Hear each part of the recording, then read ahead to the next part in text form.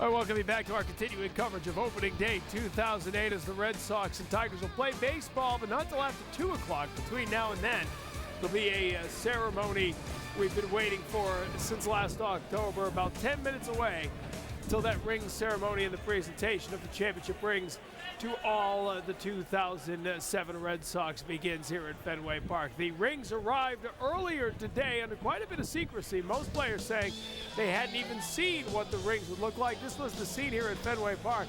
A little after 6 a.m. today, a police escort. Haven't seen this kind of escort since Doug Mirabelli returned from San Diego. The police escort bringing the rings to Fenway Park. Tom Menino, the mayor of Boston, opening up the box and getting his first look at what they will look like. And again, the differences from the 04 championship ring, it was the B on the 04 ring. The 07 ring has the Red Sox, the two Sox as a logo. And as you heard, David Ortiz was the minister of bling. He's the one who told John Henry that need a little more bling on these rings. Jazz it up a bit. Fenway Park is jazzed up a bit for 2008. A little after 11 o'clock this morning, they had the ribbon cutting ceremony at the new Coca-Cola corner. A little more than 400 seats up in the left field corner. The Coke bottles are gone. Coca-Cola sign now above those seats. Great bird's eye view of the ballpark from up in those seats. Coming up in just a few moments, our opening day ring ceremony coverage live here on NESN. The Tigers face the Red Sox about an hour after that.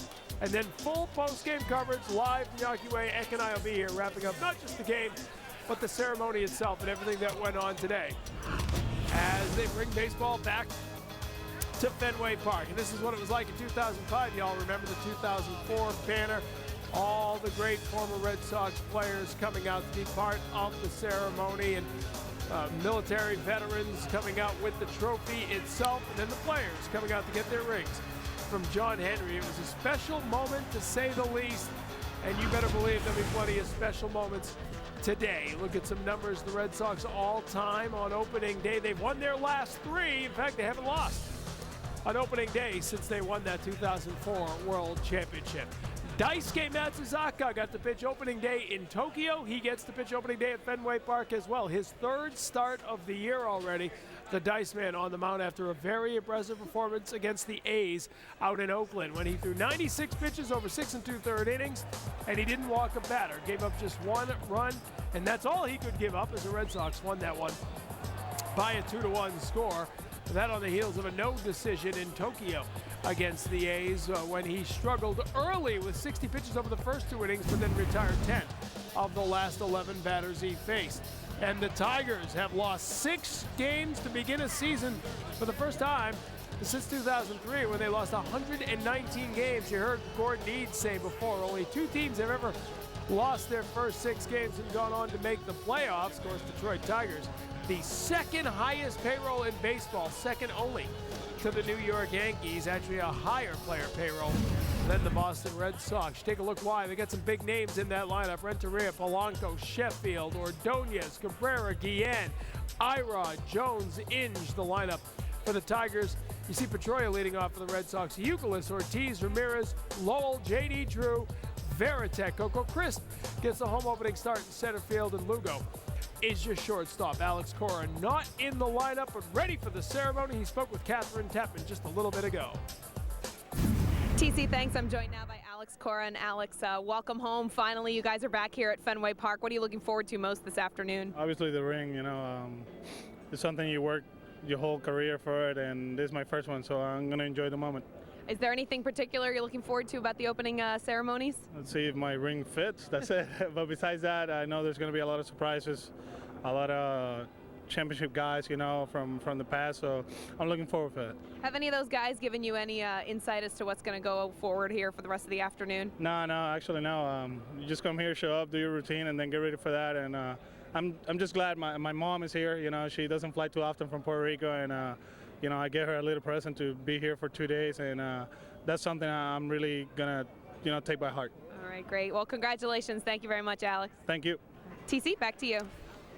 Catherine, thank you. Alex Corrigan not in lineup. Lugo, the starting shortstop today. Coco Crisp, the starting center fielder, almost going every other day now between Ellsbury and Crisp. Are you surprised that's how it's playing out so far? Not necessarily this time of the year. You know, April you can probably get away with that, but sooner or later somebody's got to play every day. I mean, you could pick your spots here a little bit against maybe a tough left-handed pitcher, have Crisp play. I mean, it's no secret that they're trying to move Crisp at some point. You know, you don't want to, you got to let them play a little bit, but at the same time, I mean, you got to make a decision sooner or later. And I don't know when they will, but at the same time, you got to keep both players sharp.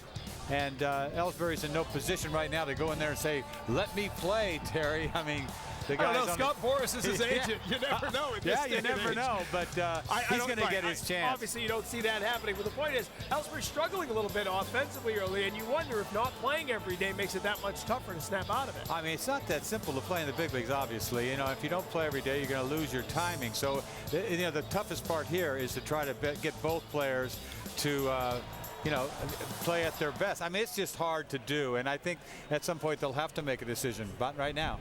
Well, they're going back and forth, as we said, right now, and Crisp gets the start here on the home opener at Fenway Park up against Kenny Rogers and the Detroit Tigers. We're taking a break here as we are closing in on the start of the ceremony. The ballpark getting filled with fans who want to check it all out. You'll get to see it live here on NESN. We'll bring you every moment of the look back at the 2007 championship.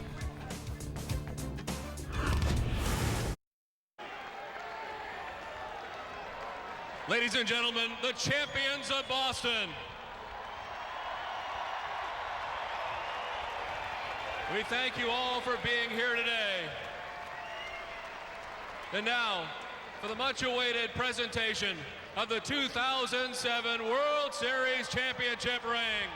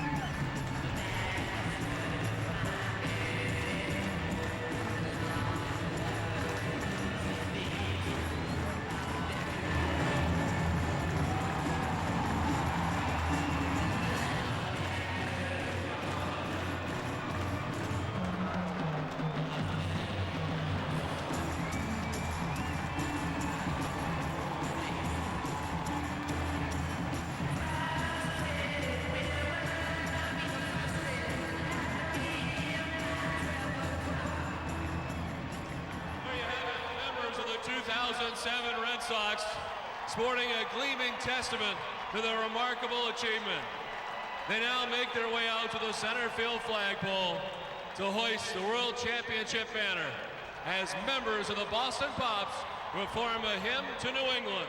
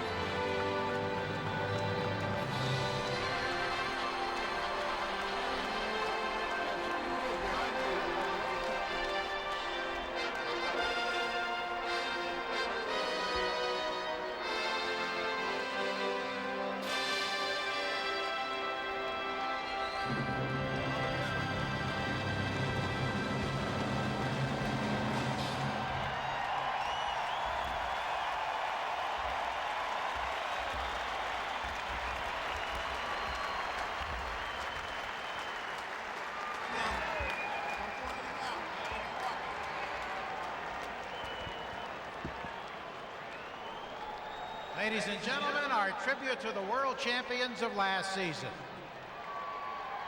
Now, let us turn the page. It's time to begin the home season of the 2008 Boston Red Sox. Let's begin by the introduction of our friends from the American League Central, the Detroit Tigers. The 2008 Detroit Tigers clubhouse staff, coaches, and reserves.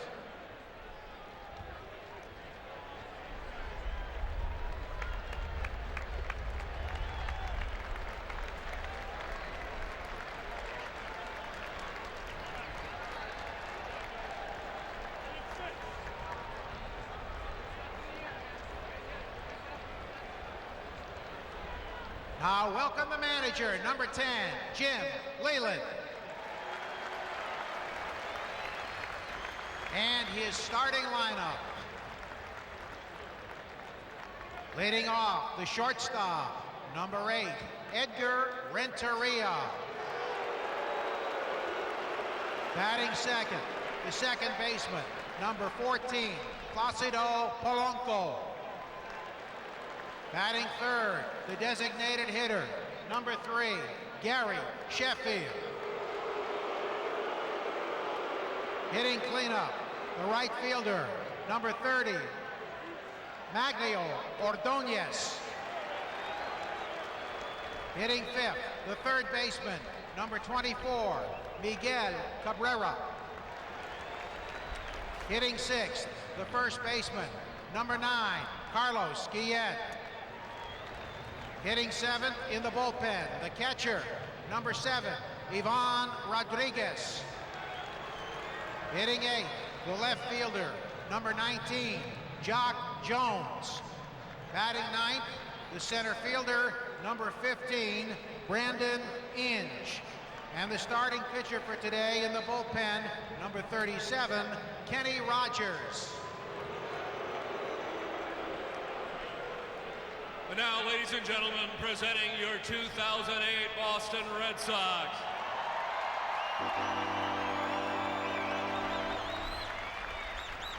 Number 13, infielder Alex Cora.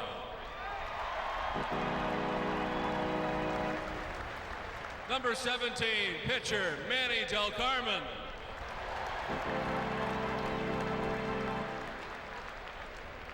Number 19, pitcher Josh Beckett.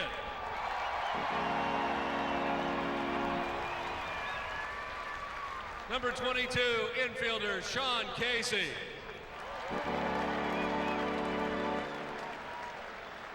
Number 30, pitcher Brian Corey.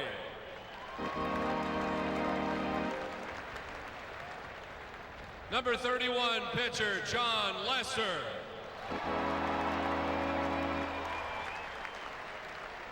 Number 36, catcher Kevin Cash. Number 37, pitcher Hideki Okajima.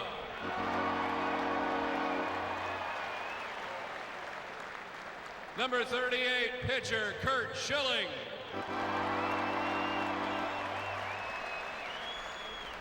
Number 46, outfielder Jacoby Ellsbury.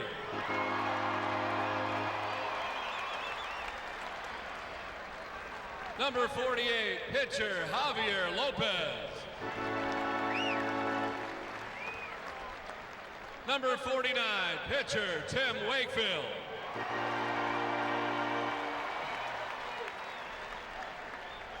Number 50, pitcher Mike Timlin.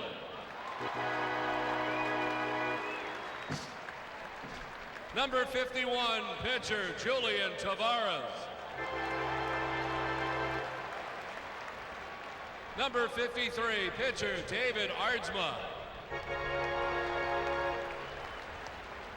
Number 58, the closer, Jonathan Papelbon.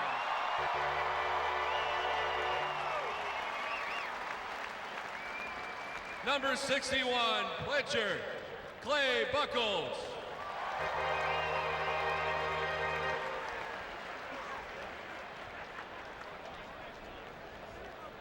The coaches, first base coach, number 16, Luis Salasea. Pitching coach in the bullpen, number 52, John Farrell. Third base coach, number 35, DeMarlo Hale.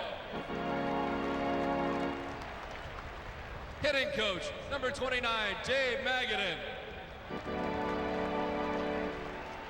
The bench coach, number 2, Brad Mills. And in the bullpen coach, number 57, Gary Tuck. The clubhouse staff, traveling secretary, Jack McCormick. Clubhouse managers, Joe Cochran and Tom McLaughlin. With assistant manager, Edward Pookie Jackson. Video coordinator, Billy Broadman. Team physicians, Dr. Thomas J. Gill and Dr. Larry Ronan. Trainers and therapists, Paul Lassard, Mike Renault, Masai Takahashi, David Page, Scott Waugh, Russell Nua, Takanori Maeda, and Don Cockstein. Major League staff member Eno Guerrero. In the bullpen catcher Manny Martinez. Interpreters Masa Hashino and Jeff Yamaguchi. And the bat boys, Chris Cundiff and Jared Pincos. And wearing the uniform that he first wore with pride here 66 years ago, number 6, Johnny Pesky.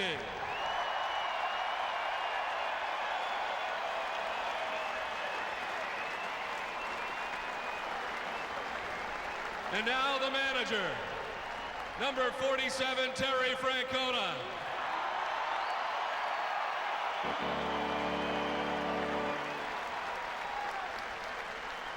Leading off, the second baseman, number 15, Dustin Pedroia.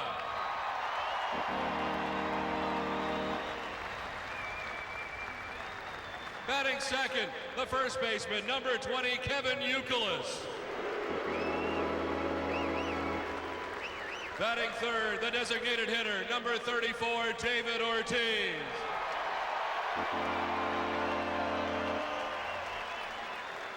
In the cleanup spot, the left fielder, number 24, Manny Ramirez.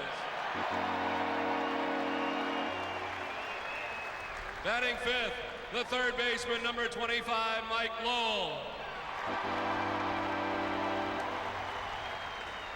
Playing right field and batting sixth, number 7, J.D. Drew. Hitting seventh and in the bullpen, number 33, the captain catcher, Jason Varitek. Hitting eighth, the center fielder, number 10, Coco Crisp. Hitting ninth, the shortstop, number 23, Julio Lugo. And the starting pitcher today, warming up in the pen, number 18, Daisuke Matsuzaka. Ladies and gentlemen, your 2008 Boston Red Sox.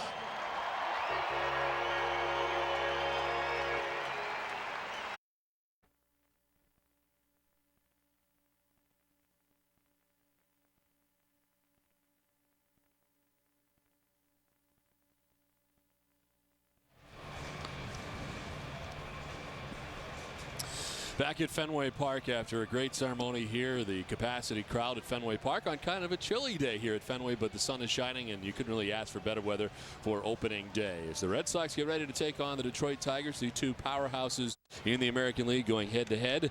And for the Red Sox, a tough series against the Toronto Blue Jays, and the Detroit Tigers coming in looking for their first victory of the year as they come in at 0-6. But Jerry, great to see Bill Buckner here at Fenway Park and a great reception from the Red Sox faithful. That was a very nice moment, of course. A lot forgotten over the years, and Bill Buckner, this had to really touch him to walk across that field of Fenway Park, get the huge ovation, and of course throughout the ceremonial first pitch. A nice touch by the Red Sox organization, and great to have Bill back in Boston. I think people forget how good a player Bill Buckner was. Oh, great player, great player. You know, very close to Hall of Fame credentials. Unfortunately, it was the one ground ball that people remember for such a long time, but as time passes on, people forget. And the Red Sox very quickly in 2004, and a lot of the players outspoken about the fact that it was not just for them, but for all the Red Sox players who had gone through so much in the years in between World Championships and now 2 in 4 seasons. And the Red Sox looking to get their 3rd in 5 this year. And today they play a very good Detroit Tigers team. As Terry Francona very happy to be back here at Fenway Park and get sort of semblance of, I guess, a schedule which they've been without so far. Well, the Red Sox right now had their 4th opening day just completed, and of course the game yet to come. And I think Terry Francona and the players were certainly looking forward to this day at Fenway Park to get those championship rings. And now we can move along. Now we can get into the beat of the season, you know, play this game today and then start that regular season again tomorrow night back here at Fenway Park, and it has been kind of scrambled around to this point, but Red Sox finally back home where they're most comfortable. And they take the field led by Daisuke Matsuzaka. Let's take a look at the visiting Detroit Tigers starting lineup. It's brought to you by New England Dodge Dealers. As Edgar Renteria leads it off, he's at shortstop. Placido Polanco at second base. Gary Sheffield, the DH. Maglio Ordonez in right field. Miguel Cabrera at third base. Carlos Guillen at first base, with Ivan Rodriguez doing the catching, batting seventh. Jock Jones out in left field, bats eighth. And Brandon Inge in center field, bats ninth. The starting pitcher is brought to you by Infinity, and on the mound today for the Red Sox, Daisuke Matsuzaka. Well, Daisuke making his third start of the season. Both previous starts against Oakland, a no decision the first time out, and of course at the Coliseum last time out, a brilliant performance. 6 2/3 for Daisuke. Only 2 hits allowed and 1 earned run. Did not have a walk in that ball game and had 9 strikeouts. In his career against the Tigers, he's made 2 starts with a 1-1 record. The Red Sox defense, they've made 6 errors in the 7 games that they've played so far. Mike Lowell will be at third base. Julio Lugo, the shortstop. Dustin Pedroia at second, and Kevin Youkilis at first. Left to right, Manny Ramirez, Coco Crisp, and J.D. Drew, and Jason Varitek doing the catching for Matsuzaka. Umpiring crew, Greg Gibson has it played today. Chris Guccione at first base. Charlie Relaford at second base. And Kerwin Danley is the umpire at third.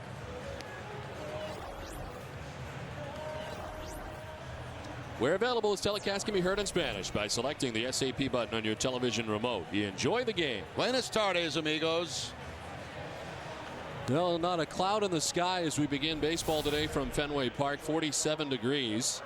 And the wind blowing in to begin the ball game, as it is somewhat windy up there in our weather gear, but it turns out to be just a beautiful day for opening day here at Fenway Park. And Jimmy Leyland now at the helm of the Detroit Tigers, who are expecting so much this season, their fan base coming into the year, and it's been a little bit of a rough start. They've not yet won. He said he's been embarrassed by the way his team has played. They have not hit yet in the early going, and of course that's one thing that everybody expects this team will do big time, and that's score runs. You know, Edgar Renteria returning to Boston as he digs in to begin things this afternoon. Daisuke Matsuzaka ready to work as opening day from Fenway Park 2008.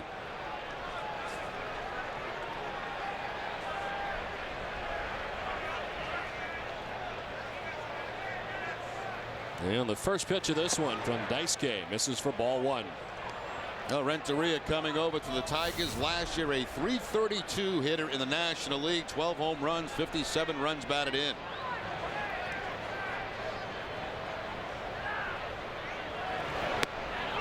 On the corner for a strike, and it's a ball and a strike now to Renteria.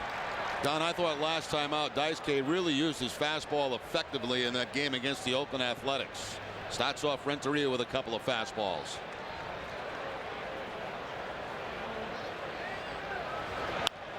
On the ground, nice pick on the backhand by Daisuke. Fires to first to retire Renteria.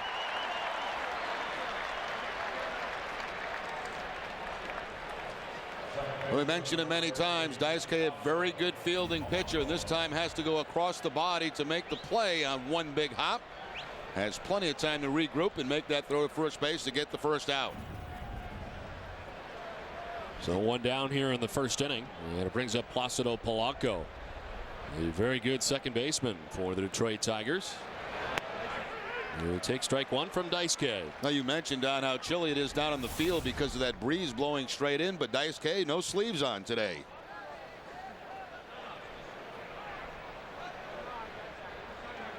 You know, it is chilly with that wind whipping in from center field. As yeah, it's the old sea breeze, that favorite sea breeze that we get a lot here in April. It's kind of ruins a nice day, you know.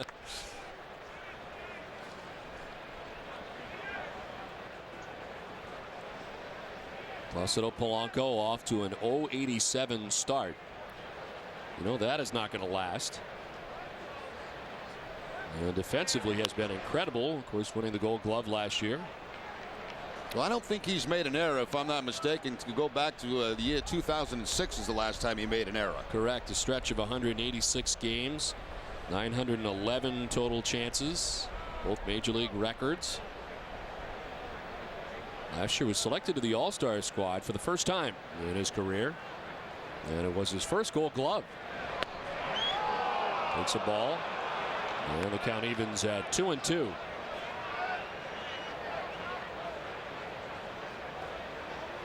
Hitting on deck, Gary Sheffield, of course, was here for the last ring ceremony at Fenway Park. At the time, he was a member of the New York Yankees. And he's had to sit through 2 of them. As this one popped up foul, backing out of play. Well, it's nice again the way they brought back some of the stars of Boston sports teams, Bobby Orr, Bill Russell, among others who were here today, Teddy Bruschi. It's always great to see that. And all the trophies in one place at one time. Yeah. Watching Johnny Busick walk in with the Stanley Cup, you forget how big that trophy is. And Johnny made it all the way in from left field. Polanco stays alive as he fouls off another. Now he's last year the toughest guy in the American League to strike out. Both he and Pedroia, a couple of second basemen, very difficult to strike out.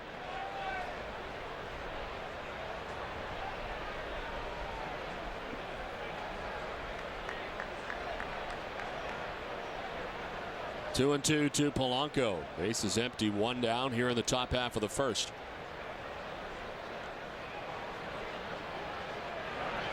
Swing and a miss, and he does strike out. First strikeout of the day for Daisuke, 2 down.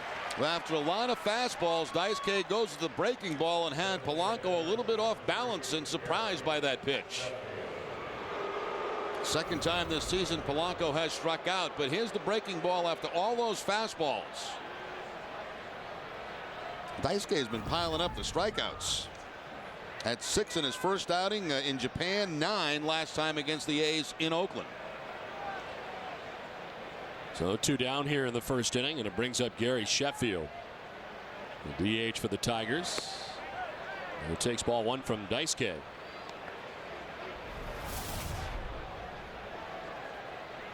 He was 20 home runs shy of 500 in his major league career.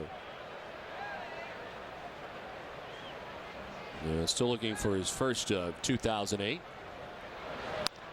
On the ground, ranging is Lugo. Dives and can't get it. It's out to center field. And a 2-out single for Gary Sheffield. Now he's got good numbers against Matsuzaka. In 8 at bats now, he has 5 hits against him, including a home run.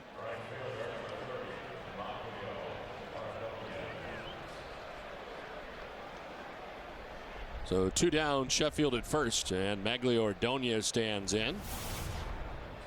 280, no homers, and no runs batted in. He was an all-star last year for the 6th time in his career. And captured the American League batting title with .363 batting average. He's the first Tiger player to lead the league in hitting since Norm Cash at .361 back in 1961. And he drove in 139 runs last season. And he is your preseason pick for MVP, if I'm not mistaken. Well, you look at this lineup, Don. You know, when they get Granderson back at the top of the lineup, who's injured right now. I mean, this is a pretty impressive lineup, and he's in a great spot to do a lot of big things this season. I just threw it out there. We'll see what happens. Well, you were right last year. You picked A-Rod. So Miguel Cabrera, one of the newcomers to the Tigers, waiting on deck. There's the 1-1, misses outside. 2-1. Ordonez now 8 RBI shy of 1,000 for his major league career.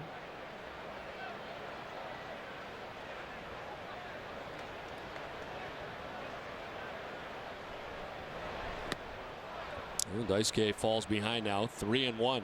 Little stumble too for Matsuzaka on his follow through.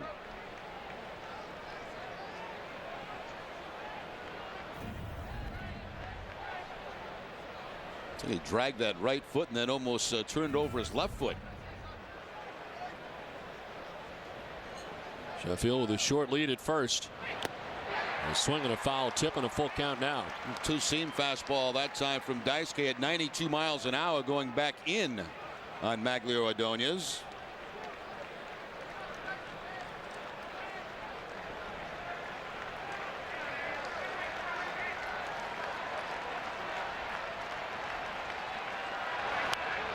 Fouled it off. Sheffield's got to come back to first. as he was off on the 3-2 with 2 down in the inning. The off again. Ordonez bats now. There's really no breathing room anymore in this Tigers lineup. It doesn't get easy anywhere. As Ordonez bats now, you got Miguel Cabrera waiting on deck, and Carlos Guillen, and on and on and on.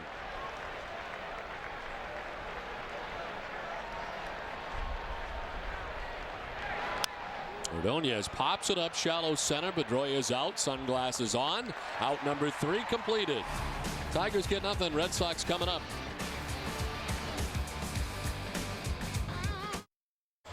Scoreless back at Fenway Park as we head to the last half of the first inning. And on the mound today for the Detroit Tigers is Kenny Rogers. Kenny Rogers, no decision, actually lost his first game of the season, but pitched very well. That was against Kansas City. Only gave up 2 earned runs, but the Tigers was shut out 4-0 against the Red Sox. 11-7 in his career, and that's in 47 games and 25 starts against Boston. Dustin Pedroia stands in to begin the bottom of the first inning. Tigers could not score in the top of the first. Dustin starting the season hitting at .250, followed by Youkilis and Ortiz here in the bottom of the first. On the ground at Edgar Renteria. His return to Boston. Able to throw out Pedroia for the first out. Let's check out the Red Sox lineup brought to you by New England Dodge Dealers. We've seen Pedroia at second base. Kevin Youkilis at first base, bat second. David Ortiz at DH. Manny Ramirez in left field. Mike Lowell at third base. J.D. Drew in right field. Jason Varitek doing the catching, batting seventh with Coco Crisp in center. And Julio Lugo at shortstop, bats ninth.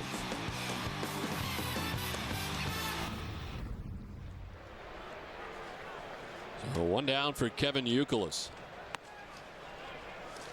Red Sox will see a little bit of everything from Kenny Rogers: the fastball, the curveball, the slider, the change, and a cutter.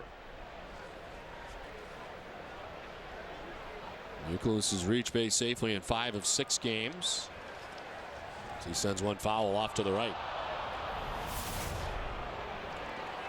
Youkilis at .318, no homers, and a run batted in so far this season.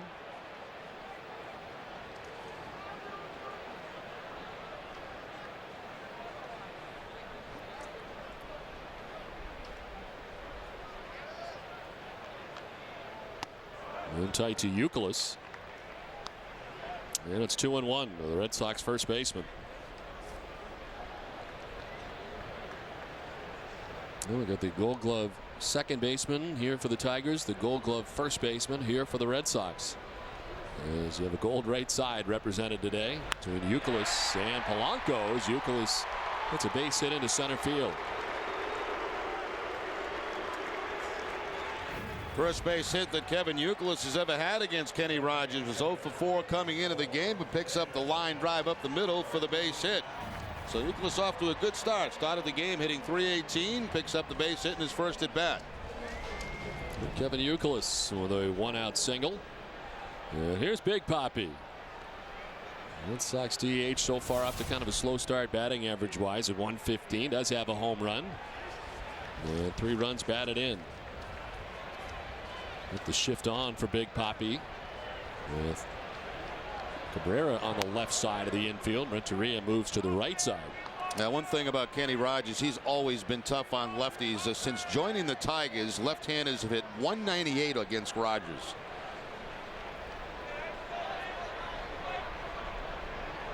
David had been hitless in 11 straight at bats till he got a hit in the 8th inning on Sunday against Toronto as he takes the strike. 1 for 11 in that series against Toronto, but there were some pretty quiet numbers for the Red Sox all the way around in that tough series against the Jays over the weekend. Red Sox very much needed yesterday off to kind of get settled back in here and return home. Pretty productive day for a lot of the players yesterday, getting moved in, unpacking.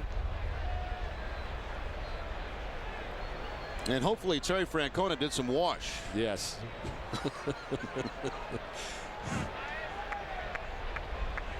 Too much information from the manager, I thought. Oftentimes we're looking for more information from the manager. I'd like less. Well, when he hears this, you probably will get a lot less. A lot of things I want to know about, but his clean underwear are not one of them. 1 out, 1 on.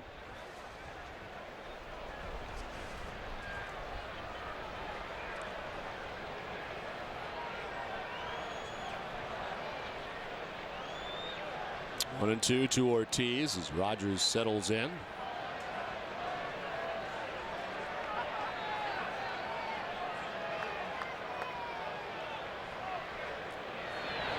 Ortiz carves it foul. The Tigers defense last year, they finished 9th in the league. So far, 3 errors in the 6 games they've played. Miguel Cabrera at third base, Edgar Renteria the shortstop, Placido Polanco at second, and Carlos Guillen at first. Jock Jones in left field, Brandon Inge in center field, and Magglio Ordonez the right fielder. Ivan Pudge Rodriguez doing the catching for Rogers. Well, incredible run last year for Polanco continues as he plays as good a second base as there is in the majors. Edgar Renteria over on that side as well with him in the shift for Big Papi with 1 out and 1 on. And a quick check sends Youkilis diving back to the bag. Plus the big move in the offseason, getting Miguel Cabrera from the Florida Marlins. Signed him to what, a 7-year deal? Yeah, and Dontrell Willis also big as they have bettered this team, adding Renteria as well. Jimmy Leland. Those Tigers ended up being a bit of a disappointment last year after, of course, the World Series run the year before. Rodriguez able to knock it down. No advance for Youkilis at first. And they made those moves quick, too. They were very active early in the offseason.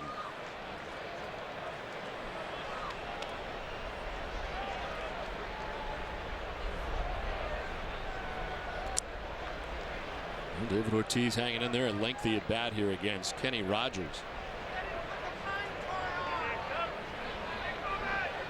Manny Ramirez waiting on deck, 1 out, 1 on.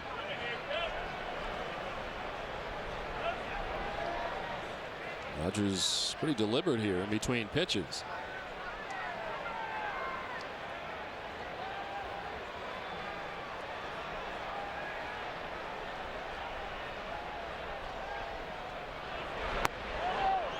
Oh, ball to Ortiz. Full count. Now looks like Rogers tries the breaking ball away from David Ortiz, but just misses the outside part of the plate.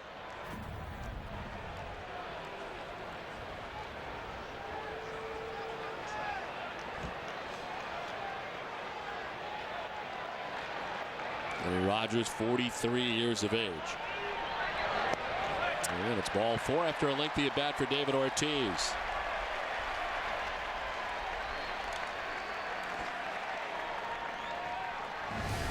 Boston Red Sox baseball on NESN is brought to you by Southwest Airlines, Nissan, Ricoh, your New England Dodge dealers, Aflac, your local Lincoln Mercury dealers,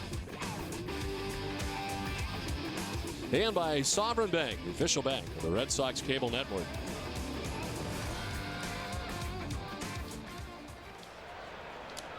Well, Ivan Rodriguez out to talk to Kenny Rogers. Well, these are the coolest conditions the Red Sox have had to play in. They played in the Tokyo Dome, of course, and then not too bad up in Oakland. Certainly in the Dome up in Toronto, and beautiful sunshiny day here, but chilly at Fenway Park. Yeah, it's great in the sunshine department, but even with the sun, it's kind of chilly down on the field, especially when that wind gets kicked up.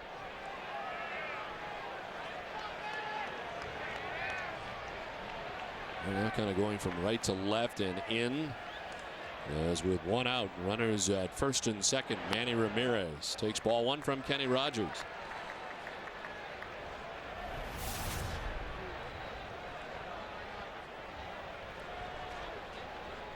And he has hit safely in 6 of 7 games this season.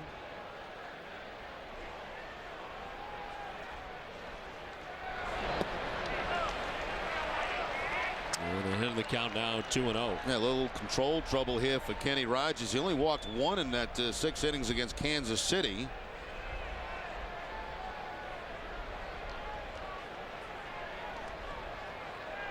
Signed by the Tigers as a free agent. Mentioned he's 43 years of age. Sometimes on these cool days for pitchers in particular, it's tough to get a good grip on the baseball.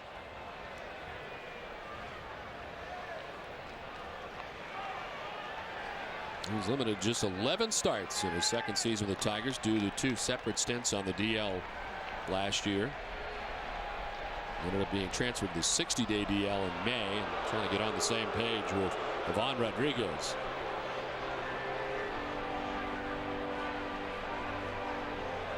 Well, the time that he did pitch, he limited left-handed batters to 197 average last year, 289 for right-handers. And last time he went to the All-Star game, 2006, also a very good fielding pitcher. He's got 5 Gold Gloves. One down here in the bottom of the first inning. Kevin Youkilis at second base, David Ortiz at first. Off the end of the bat and over at first. Guillen with a nice play. Will take it to the bag himself. That one was twisting away from him towards the line. But he's able to retire Ramirez, and the Red Sox with 2 in scoring position now, 2 down. Yeah, a lot of slice on that ball off the bat of Manny Ramirez, and Guillen, of course, who had been a shortstop for this Tiger Ball Club, but keeps it from going down that line and saving a run.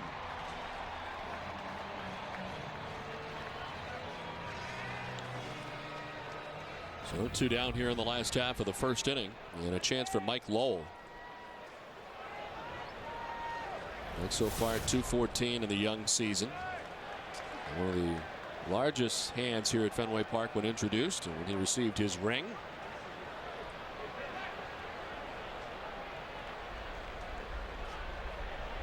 He's 3 for 12 in the series against the Toronto Blue Jays over the weekend.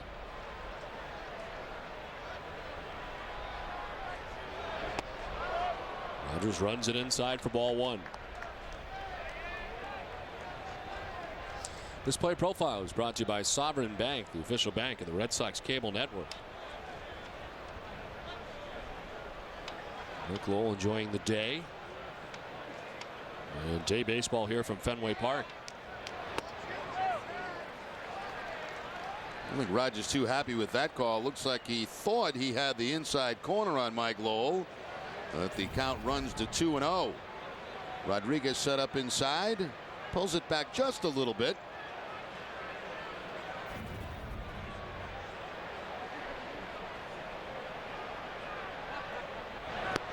Oh, the swing and a miss at the 2-0, and it's 2-1.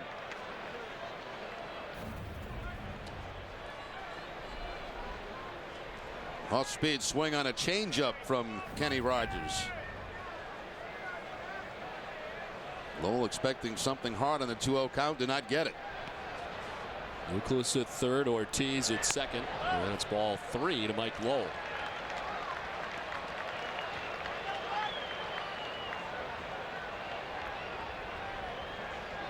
Youkilis finishing 7th in the AL at 324. His 5th in RBIs with 120, both career highs.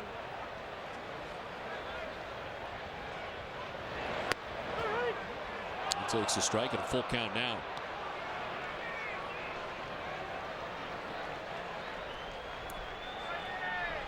Mike Lowell 0 for 6 so far this season with runners in scoring position. As he has a chance here with 2 down in the bottom of the first.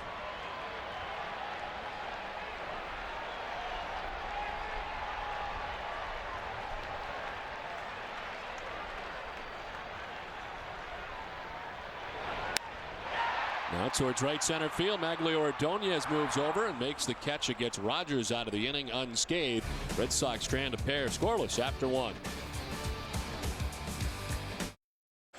Top half of the second inning scoreless back at Fenway Park. It's time now for the leading off segment brought to you by Firestone. Fenway renovations for 08, a new capacity of 39,928. It's up 1,000. Expanded the clubhouses here at Fenway, the Red Sox clubhouse. 4 electronic scoreboards now at Fenway. New luxury suites. Replace the temporary suites installed for the '99 All-Star game. Concrete under the bleachers has been updated and waterproofed.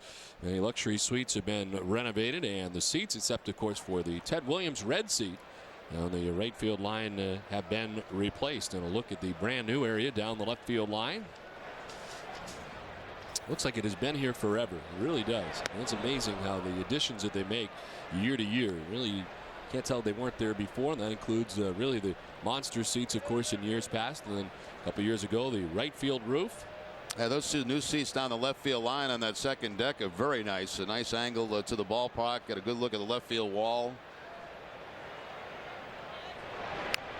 Miguel Cabrera down the third baseline. Lowell picks it up and throws him out. Earlier this morning, the ribbon cutting up in left field of the new area here at Fenway Park. The president CEO Larry Lucchino.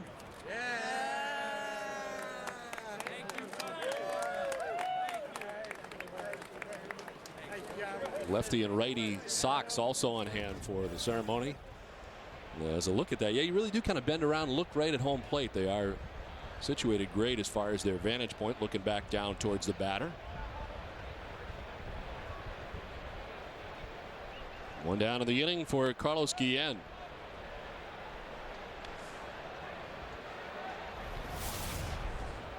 A home run and an RBI to go along with a .400 average.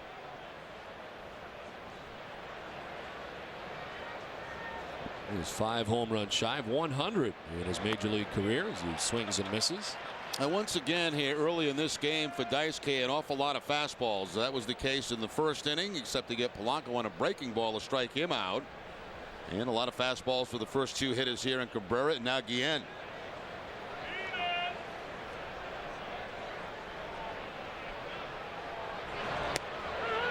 A strike, man. It's 1-2 to Guillen. Cutter that time on the outside part of the plate. He'll throw that cutter inside. He'll also throw it away. See the little spin on it.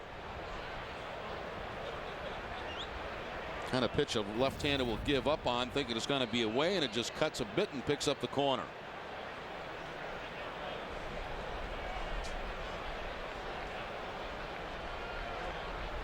And was an all-star again last year for the second time. As you see, Pudge Rodriguez waiting on deck. One down. And this one sliced foul back into the grandstand. Now you look through this whole lineup that they have put together for the Tigers. They have some very impressive numbers from a year ago, but as Don mentioned, a very slow start for Jim Leyland's club offensively so far this season. It started right out of the gate against the Kansas City Royals, who came in and swept them at their home ballpark. America, as this one is in the air to right field. Over goes J.D. Drew and Crisp into right center. Crisp battling the sun, and Drew's got to take over. Drew saw it, Crisp didn't.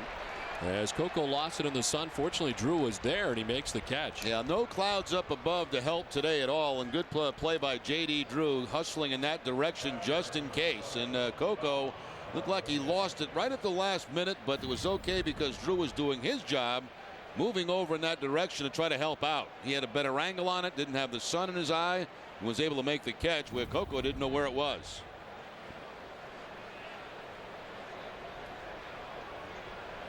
So we're 2 down, and it brings up Ivan Rodriguez. That's 7th in this potent Tigers lineup. He takes strike 1 from Daisuke. I believe a couple of games ago he led off a game for the Detroit Tigers. Also off to a slow start, 174 average.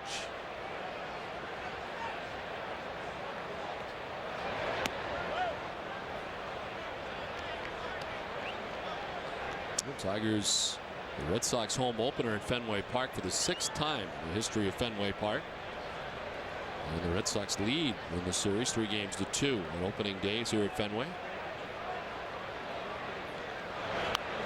We opened up here many years ago against the Tigers on opening day at Fenway, and before we could get 3 outs, they had about an 8-0 lead. It was pretty ugly in here before we even got to the plate.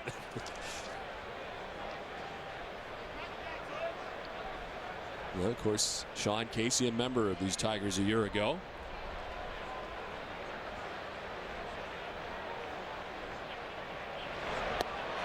Swing and a miss. Daisuke strikes out Ivan Rodriguez, his second K. It's a 1-2-3 second. No score after an inning and a half. Covidien is a proud sponsor of the Boston Red Sox and the Red Sox Foundation, helping to raise money for life-saving cancer research. Scoreless as we head to the home half of the second inning. J.D. Drew, Jason Varitek, and Coco Crisp, who face Kenny Rogers. Worked his way around some trouble in the first inning. Drew off to the fast start at .375, 2 homers, 4 runs batted in. And his brother both. As Kenny Rogers stumbling as he landed there that time and almost fell down. Second time we've seen a pitcher stumble out there. Daisuke earlier, and now Kenny Rogers.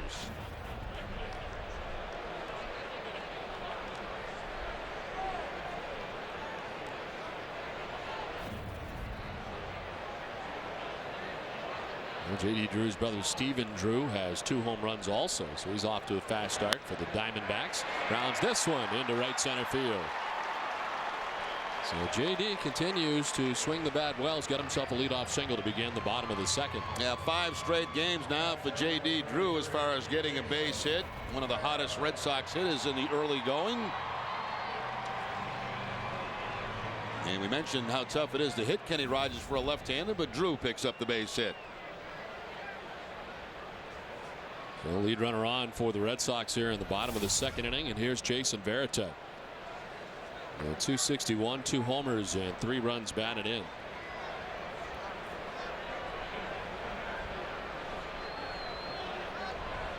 Kenny Rogers initially joining the Detroit Tigers back in 2006 was a 17-game winner in his first year with the Tigers.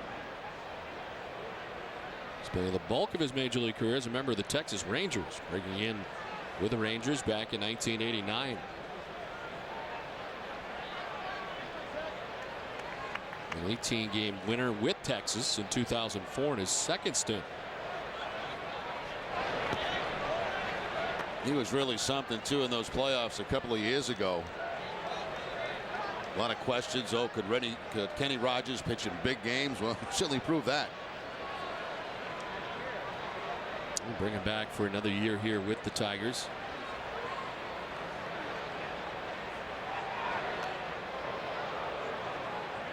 Nice play by Guillen on a throw over to first base, checking on Drew. Now, he's tough to run on. He's got a good move to first base. He's quick to home plate, and as you mentioned, a very good fielder.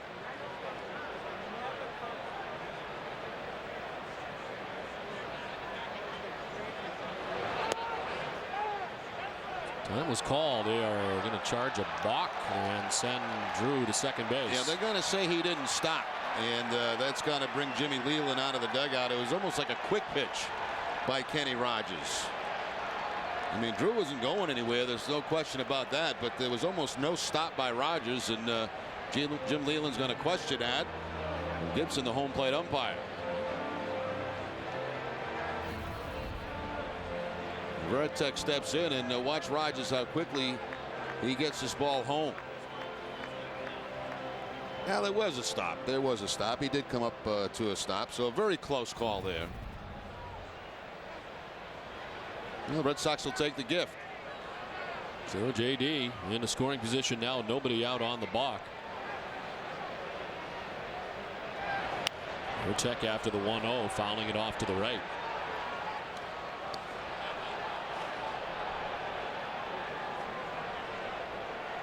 Mason has started 7 of the first 8 games of the year.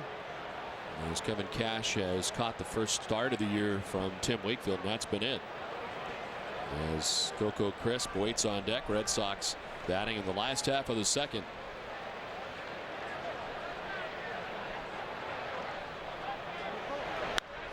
Up the middle and into center field. J.D. Drew is headed back towards second, so he gets to third as it's gathered in center by Inge. We got to be careful with Inge out there in center. He's got a great arm. As Drew gets to third on the single for Varitek. Yeah, and also at second base, Drew had to kind of freeze just in case this ball was caught by Kenny Rogers. He didn't miss it by very much. Inside his glove, between his glove and his shoulder, and of course that's when J.D. takes off to third base. Rogers upset with himself, thought maybe he had a chance to make a play on that. So it's first and third, nobody out, and a chance here for Coco Crisp. 235 beginning of the season, no homers, no runs batted in. As Crisp, broken bat, fly ball to center field, sending Inge back, and makes the catch as Drew tags, and the Red Sox take the 1-0 advantage. Well, I'm sure there were many in this ballpark that were disappointed today that they didn't get to see Jacoby Ellsbury start the game, but Coco Crisp gets the job done. gets a ball that he can lift in the air and certainly deep enough to get that run home from third base. Anytime you're up with a man on third, less than 2 outs, you're looking for something that you can elevate. And Coco Cripps did it that time. So 1 out Varitek at first as J.D. Drew scores the game's first run. Boston on top 1-0. And here's Julio Lugo.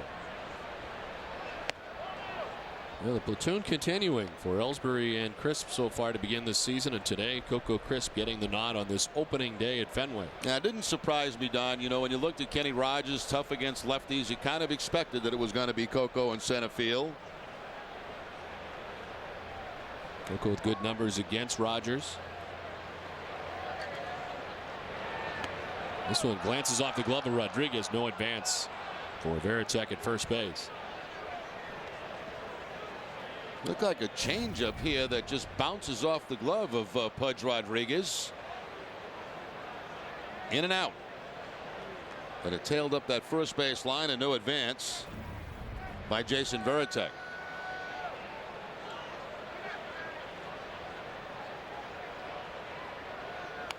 Lugo cues it foul. Moved by the Red Sox dugout. It's 2-1. Well, a tough series for the Red Sox against Toronto. A tough series for Julio Lugo. Ended up with 4 errors in the series and 3 errors in the final game of the series on Sunday.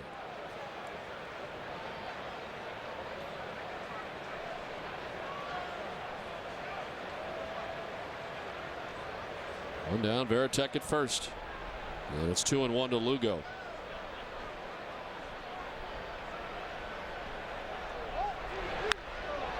Fly ball to center as Inge now has to deal with the sun, as Coco did earlier, and he makes the catch. As Lugo's retired, 2 down.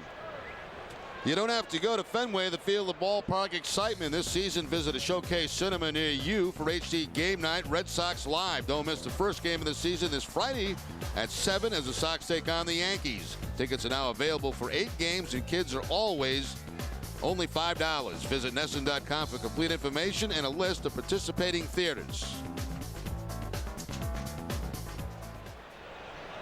2 down for Dustin Pedroia with Varitek at first base.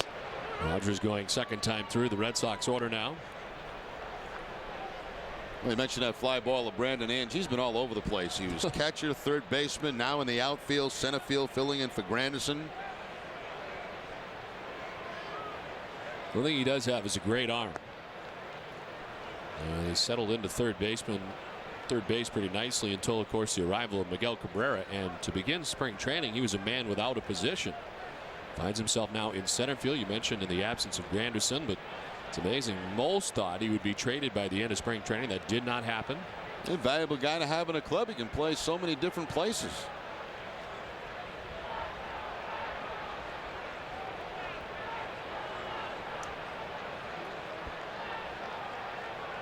It's a ball and a strike to Dustin Pedroia with 2 outs. 2-1.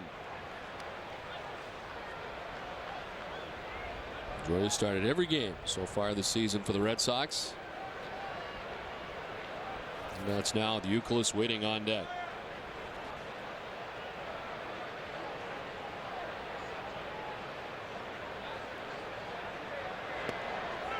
On the outside corner. Something off speed, either the straight change or a split from Kenny Rogers. Looks like the change up dropped by Pudge Rodriguez, which made it look a little bit worse than what it actually was.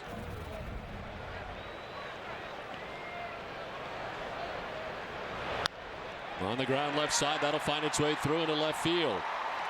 Up to second base goes Varitek on the single for Pedroia. Now Rogers tries to sneak that fastball by Dustin Pedroia, and that's a tough thing to do. Follows up the off-speed pitch with a fastball inside, but Pedroia gets on top of it. And the Red Sox have 3 hits off Rogers in this inning.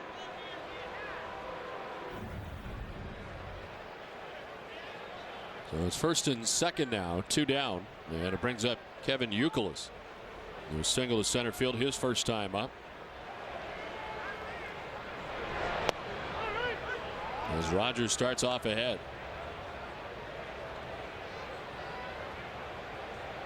to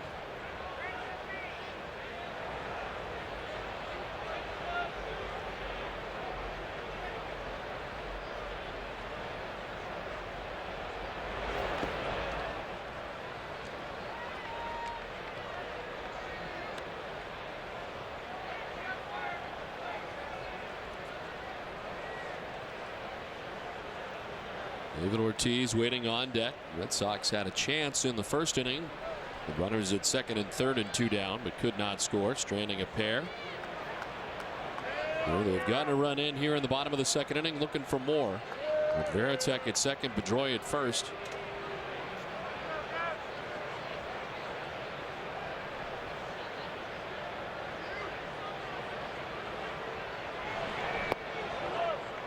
And Euclid taking ball 2, 2-1. Oh, there's the famous There hawk. he is.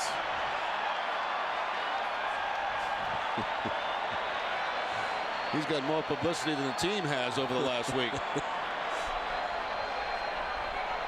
As long as he stays away from our booth, which is where apparently he was calling home last week.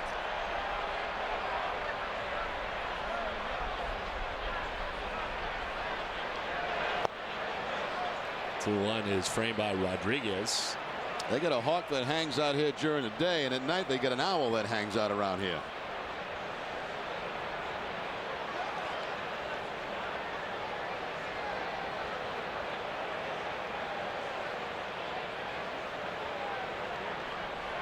Jason Varitek at second, Pedroia at first with 2 outs here in the second. A strike to make it a full count. He just landed right above us, Don. I think that's where he lives. Lives up there. Which is kind of a scary thing.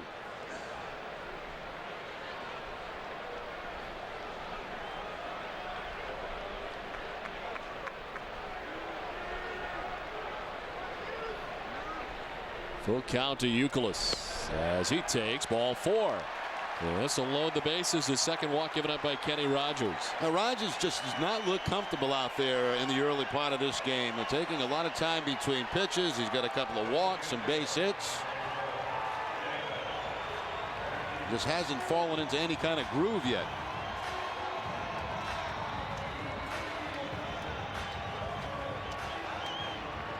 So bases loaded, 2 down. And David Ortiz coming up.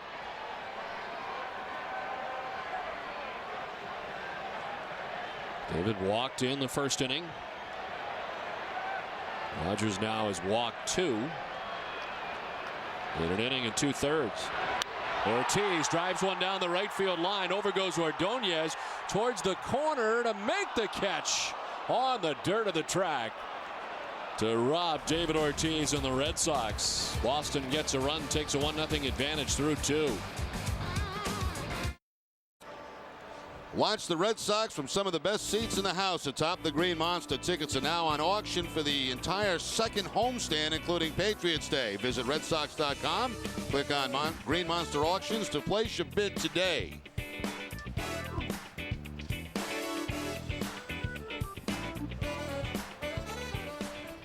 Well, the home opener from Fenway Park. The rings have been passed out, and the Red Sox out to the 1-0 advantage as we head to the top half of the third inning. Daisuke Matsuzaka has given up just 1 hit through the first 2 innings, has 2 strikeouts.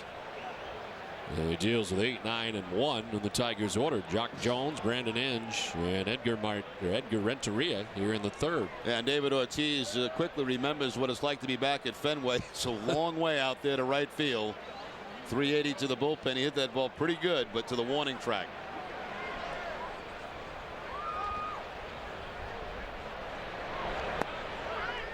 Pitch in there for strike 1 to Jock Jones, and the rings, the 0-4 and the 0-7. 0-7 on the left, the 0-4 on the right. And beautiful rings, both of them.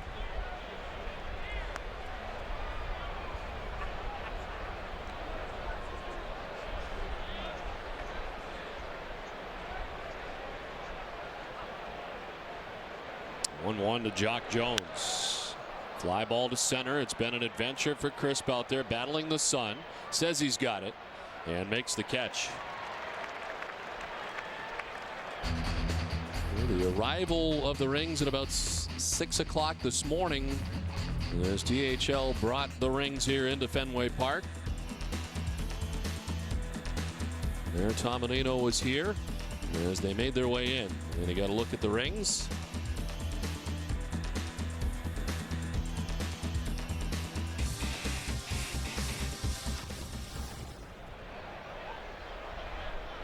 Brandon Inge stands in with 1 out. They have a police motorcade and all that stuff to bring him in? Sure they did.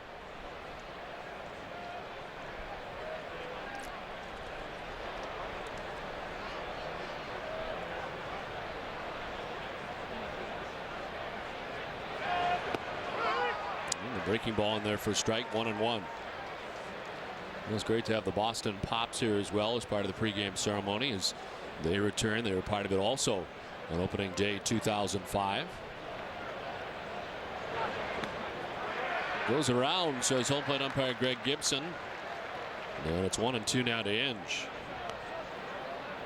Over a curveball this time from Daisuke, and you can see Brandon Inge cannot control the head of the bat.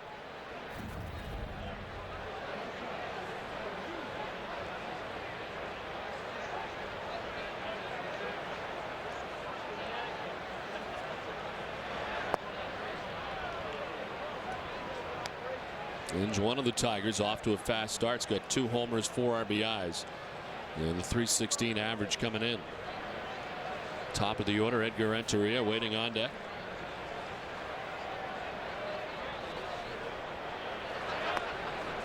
Full count now to Inge.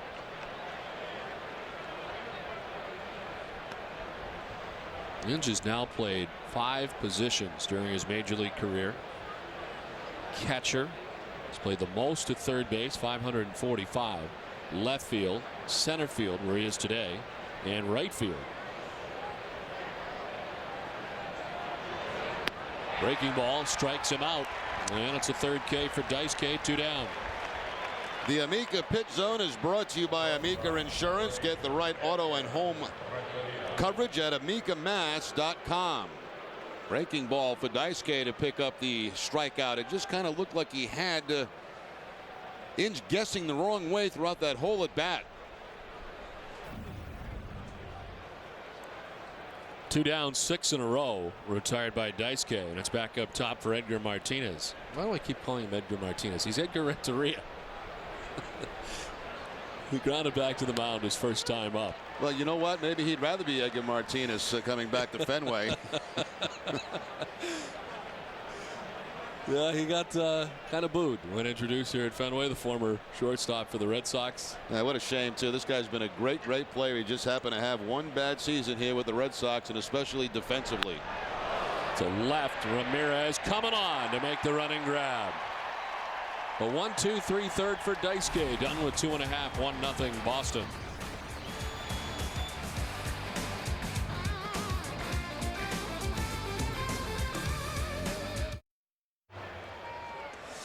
Back at Fenway Park, where the Red Sox have a 1-0 advantage. Red Sox batting in the last half of the 3rd inning. Well, a first pitch strike to Manny Ramirez. It's Ramirez, Lowell, and Drew. Red Sox have had plenty of base runners. In fact, they've left 5 men on through the first 2 innings. It's 2nd and 3rd in the 1st. Bases loaded in the 2nd. Back-to-back curveballs from Kenny Rogers. Not too many of those in the game so far for him, but 2 in a row to Manny.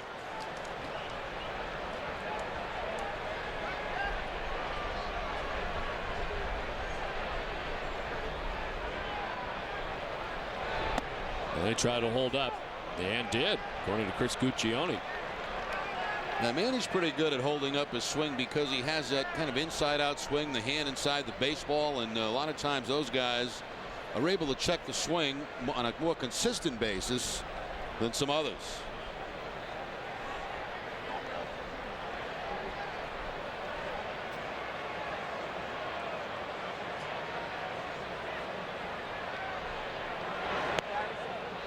Outside, 3-1.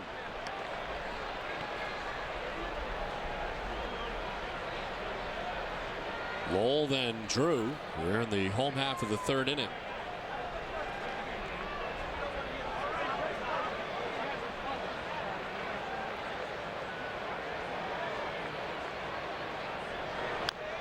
And he chops it foul, full count.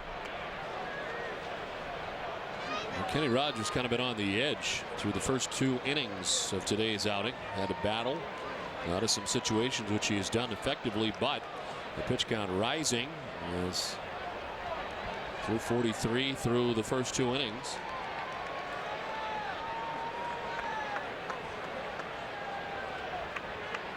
Now, sometimes young pitchers struggle in the first couple, can never get it together, but veterans like Rogers can turn it around.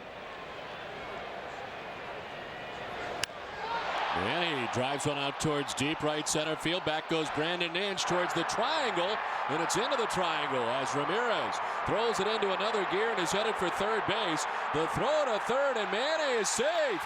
Ball gets away, goes into the Tigers' dugout. Ramirez will be given the plate, and the Red Sox take a 2-0 lead.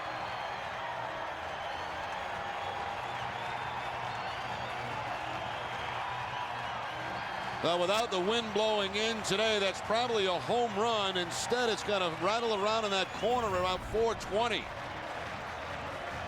That pitch on the outside part of the plate. Manny really put a charge in this one.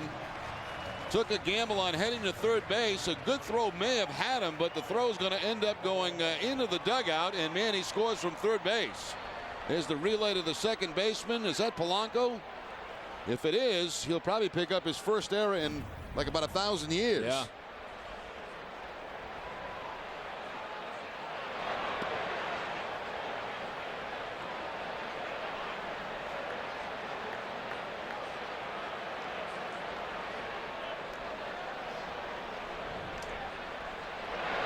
Well, Lowell sends one to center. Brandon Inge makes the catch on the base of the track for the first out of the inning. It's fun, exciting, and only here for a short time. Introducing the lottery's limited edition World Series Red Sox ticket. You can win up to $10 million instantly. There are also 20 instant prizes, each worth $1 million. Plus, you can win great Red Sox World Series memorabilia. Get yours today at Fenway Park or your local lottery agent, masslottery.com.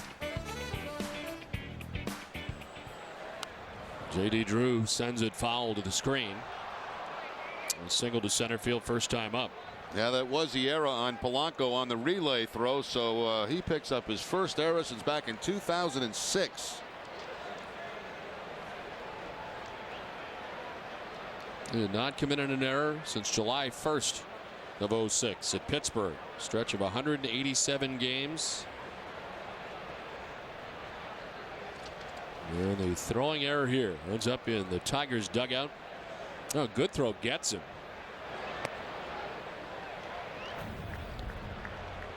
Here's the relay to Polanco. The throw comes in, and of course, yeah, you're right. A good throw might have had Manny, but kind of a swipe at it was Cabrera. He's trying to make the swipe catch and then dive to get Ramirez. It gets by him and into the dugout. Manny's can just walk home. And Drew fooled on the breaking ball, and it's 0-2.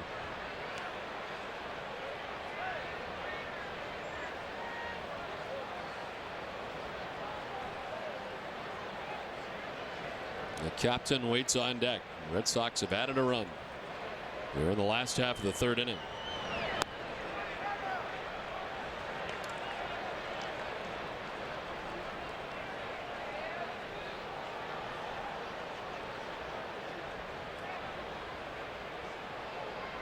Red Sox with 5 hits. Rogers also given up additionally 2 walks.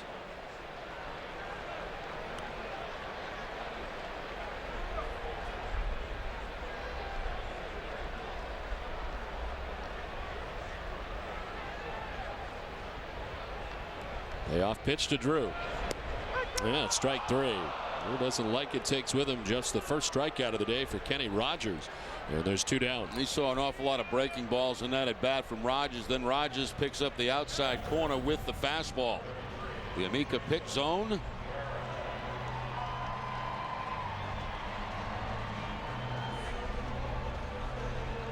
Very, very close, but it goes in Kenny Rogers' decision.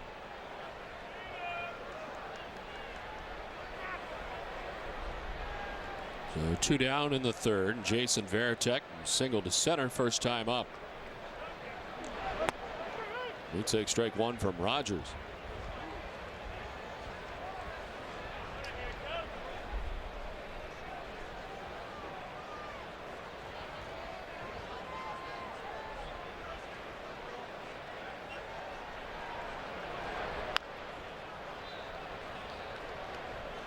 This marks the first time the Red Sox have opened a home schedule. The team from the AL Central since 2000, where the Minnesota Twins provided the opposition. Well, chance here as they take on the Tigers right out of the gate.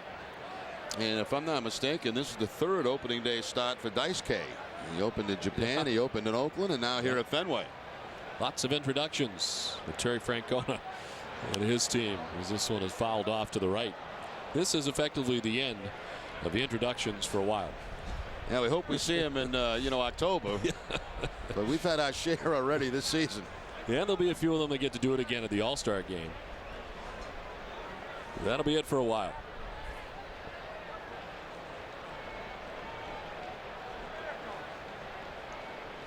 That's right. Terry will be back at the All-Star game again after the championship last year. Now the opportunity to do it in Detroit in 2005. This one fouled off to the right. And of course, this last All-Star game at Yankee Stadium this season. So it won't be a long trip anyway for Terry Francona and whoever may be joining him on that All-Star team. And it truly will be special in Yankee Stadium.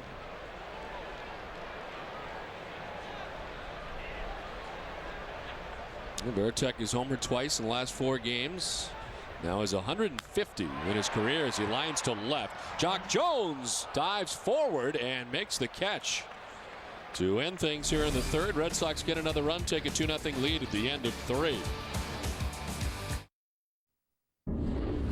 Tom Kerr with you here on Yawkey Way. I'll be here with Dennis Eckersley after the game. A full hour post-game coverage. WB Mason's Extra Innings, Granite City Electric's Extra Innings Extra. Looking back on this game against the Tigers and, of course, recapping the championship ceremony before the game. Right now, back up to the booth.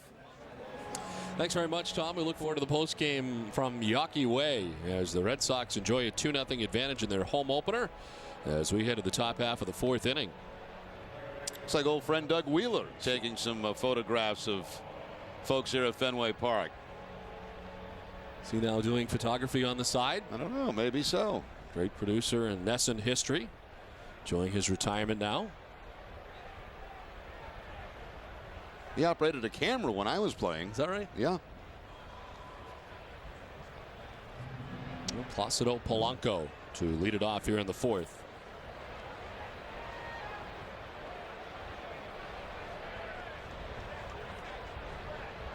Polanco charged with his first error since 2006. Tough way to get it. A relay throw. That's how he got it. The throwing error. There's a lot of different ways you can get errors in this game, but you know, when you've gone that long, that's a tough one to get on a relay throw.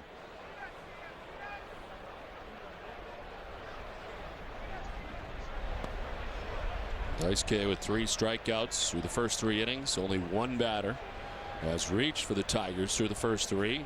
Gary Sheffield back in the first inning with a 2-out single. That's been it.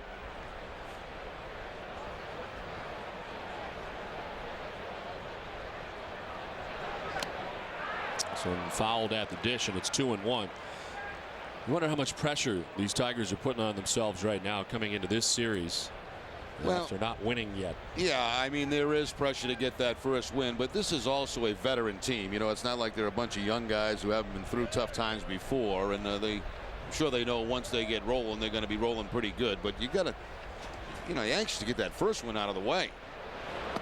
I mean, nobody would have believed they would have been 0-6 coming in. Here are the numbers for them to this 0-6 start so far. A team ERA of 5.30. And the worst start since 03. And of course, an historic year for them on the bad side as they lost 119 games. It's really the bottom for the Tigers. Here's ball 4 and a leadoff runner for the Detroit Tigers here in the 4th. We're here at Fenway Park in Boston on this opening day from Fenway Park. Don Orsillo and Jerry Remy bringing you Boston Red Sox baseball in high definition on NESN. The Red Sox scored first in the bottom of the 2nd inning. They did so on a sacrifice fly by Coco Crisp that scored J.D. Drew. And Manny Ramirez with a triple out towards the triangle in right center field. Throwing error, the relay back in. Ended up in the Tigers dugout. And they awarded the plate to Ramirez. And the Red Sox had plenty of base runners, including leaving 5 on through the first 3. Enjoy a 2-0 advantage. I'm going to go out on a limb, Don, and say they will not lose 118 games this year.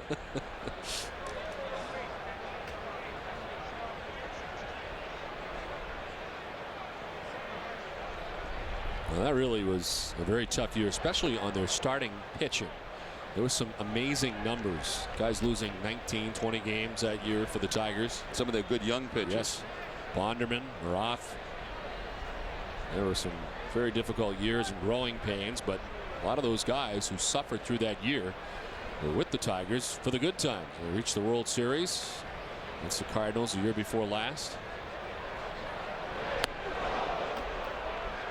Very good combination of Dave Dombrowski and Jim Leland here, a combination that certainly clicked first in Florida with the Marlins. And it's clicking again here in Detroit. It's great to see. Detroit's a great baseball town. Some lean years for the Tigers. Not anymore. The addition of Dontrell Willis, among others. A strike, then it's 2-2 as Sheffield looking back at Greg Gibson. And he jumped back. He thought that fastball was inside, but it did look like it had the corner.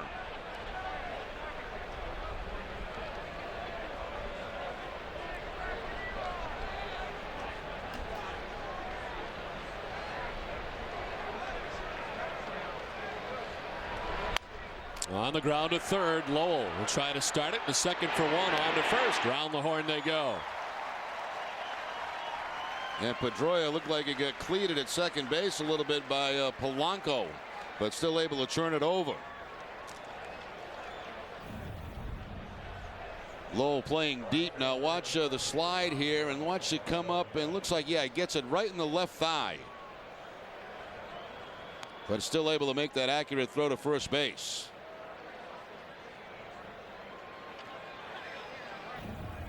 A nice job hanging in there by Dustin Pedroia. Looked like there was shin-to-shin contact there also. One second baseman coming in hard on another. There's Ordonez with a swing and a miss. This is what the second baseman has to look at. It's almost blind. You know, you catch the ball and then you have to kind of throw over a guy without seeing first base, and Polanco checking out to make sure Pedroia is okay. Sometimes those cleats come up just by accident.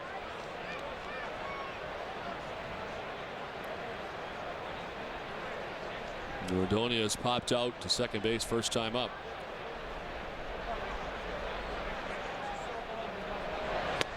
Swing and a miss.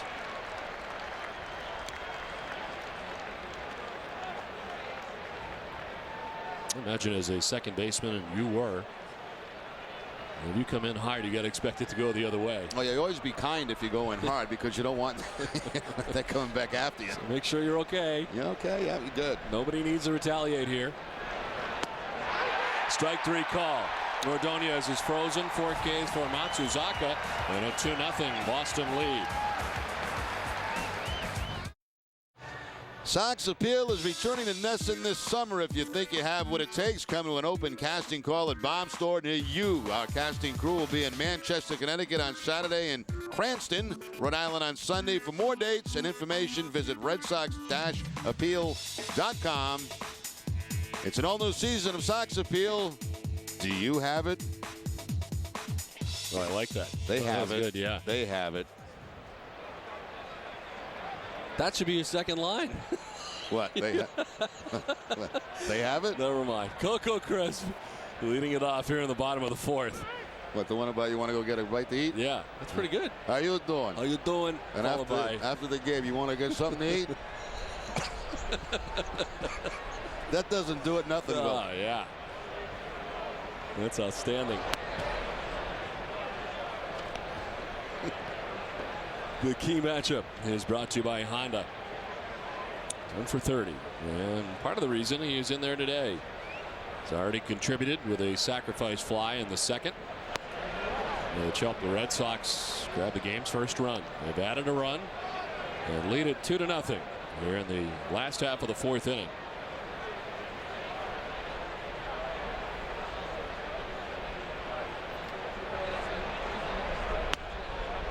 Shadows have just now crossed the plate.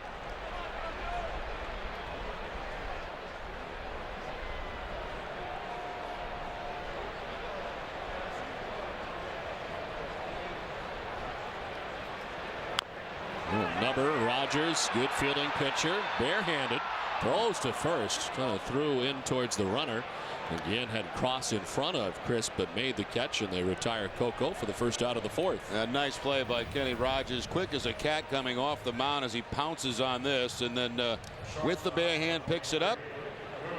And a throw to first base, really in plenty of time to get Coco. Kind of crossed the runner, and a nice play at the other, and also by Guillen. But Kenny Rogers can do it. He can pick it out there. I mentioned earlier, 5-time Gold Glove Award winner. As the first out here of the fourth inning, he's now retired 4 in a row. And it's time for Julio Lugo. Flied out to center field first time up.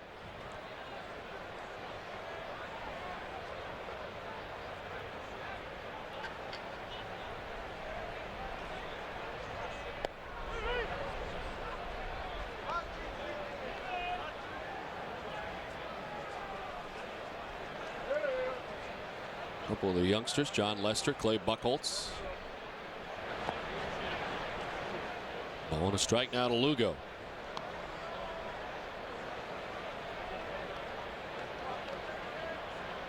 Both receiving great hands today, as all the youngsters did.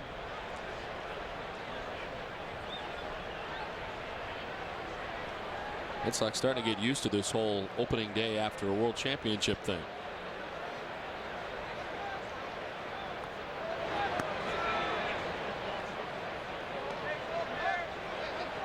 Great job today by Sarah McKenna, too, who was the creator of all this before the game as well. And of course, Dr. Charles Steinberg did just a fine job of that over the years here at Fenway.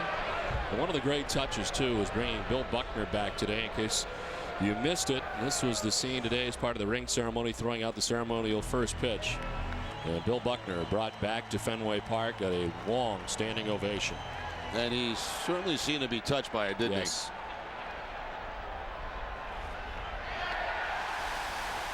Dwight Evans catching that first pitch.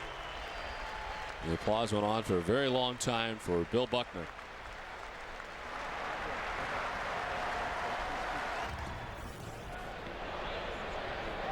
The 2-2 was fouled back to the screen.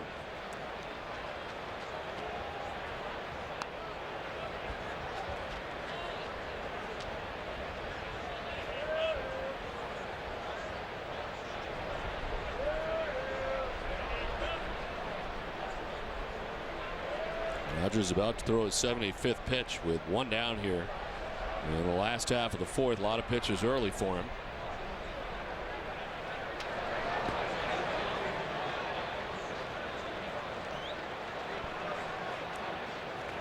Comes in 0-1, making his second appearance of the year. It was 4-0 to Kansas City in a 6-inning effort, giving up 2 runs. Through 87 pitches in that first outing against the Royals. To third, tough hop, kind of exploding on Cabrera, stays with it. The throw off the mark and off the glove again, almost to the Red Sox dugout and into the photographer's well. They should award second to Lugo, and they will. Now, Cabrera last year had some struggles defensively. He made 23 errors at third base. Actually does a nice job at the beginning of this. He kind of attacks it and to make sure, you know, it just kind of rolls up his arm, but then he rushes the throw, and the throw's going to get by and then finally make its way either into the dugout or the camera position. It'll probably go as a 2-base error on Cabrera.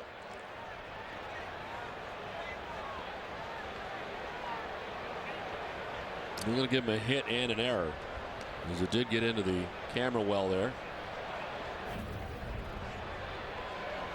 So a hit for Lugo, 6 hits on the day for the Red Sox.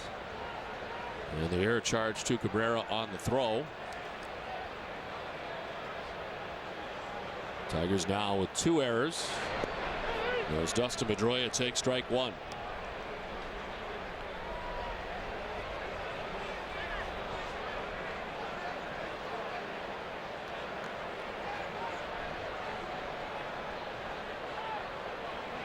Lugo taking off some of his armor, giving it to Louis Alicea.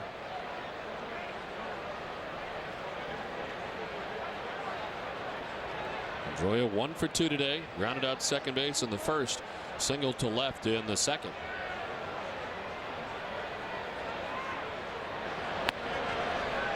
One and one. Red Sox dealing with one of the best lefties all time. Rogers currently in 22nd place on the all-time win list among left-handed pitchers with 210 career victories. And with one more win, he'll match Billy Pierce for 21st on the all-time list. Back through him and into center field. Lugo will be stopped as Hinge grabs it quickly in shallow center. Dustin Pedroia has his second hit of the day. And Rogers upset with himself again. He thought he had a chance to make a play on that. There's been a couple back through the middle today. One was a line drive. This one more on the ground. And see Rogers go down to the backhand. It gets by him and into center field. Hinge really put a charge on that in center field, and there was no chance for Lugo to score. See Rogers upset with himself. Thought he could knock that down. So Dustin's 2 for 3. Here's Kevin Youkilis. It's first and third, one down. Red Sox have had at least one base runner in every inning. Youkilis has been aboard twice, a single and a walk.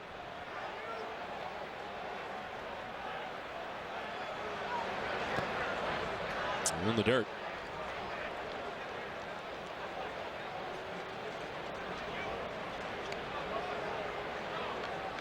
And really going. Youkilis has been successful with runners in scoring position. 2 for 3.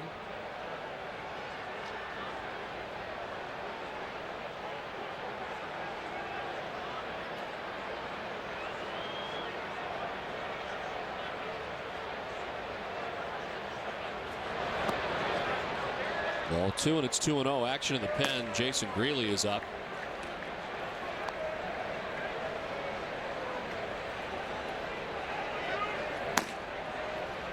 Mentioned 87 pitches in the first outing for Rogers against Kansas City. It was at home at Comerica Park.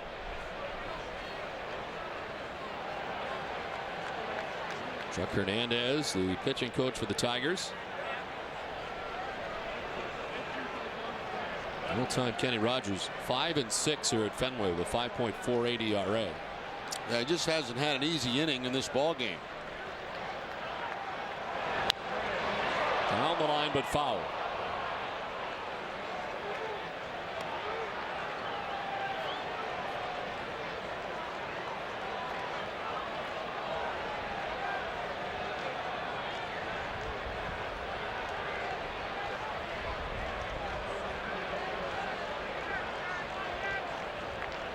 Retired crisp. And ground out back to Rogers. Lugo. Which on an infield hit and an error. And the single by Pedroia. First and third, one down. We're in the Boston fourth inning.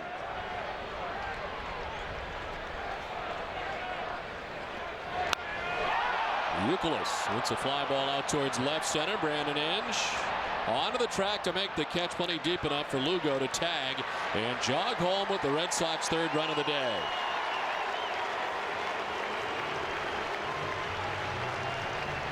Now we've seen a couple of sacrifice flies today. Coco Crisp back in the second inning to center field. And now Kevin Youkilis. This ball was hit pretty well too. I think the breeze that's blowing in knocked it down a little bit. Middle in on the Amica pitch zone. So Youkilis with the fly ball. Some good situational hitting him in at third base, getting that ball in the air and getting the runs home. David Ortiz last batted with the bases loaded and hit one to the warning track down in the right field corner. Maglio Ordonez made the catch with little room to spare down there in front of the short wall.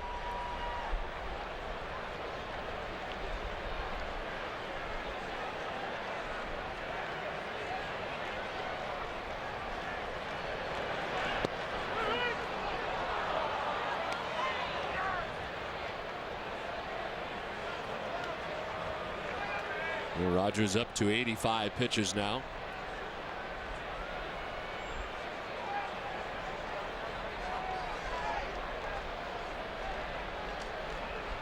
A short lead at first for Pedroia as Ortiz takes ball one.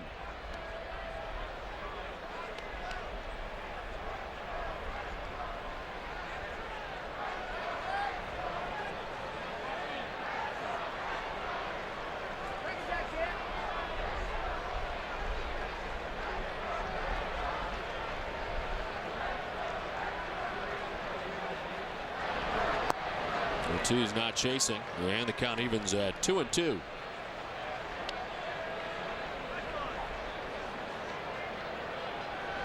Manny Ramirez waits on deck. Red Sox have a run so far here in the fourth. They're top 3-0, out hitting the Tigers today 7-1. Dice K has kept Jim Leyland's team at bay so far through the first 4. And a full count now to Big Papi.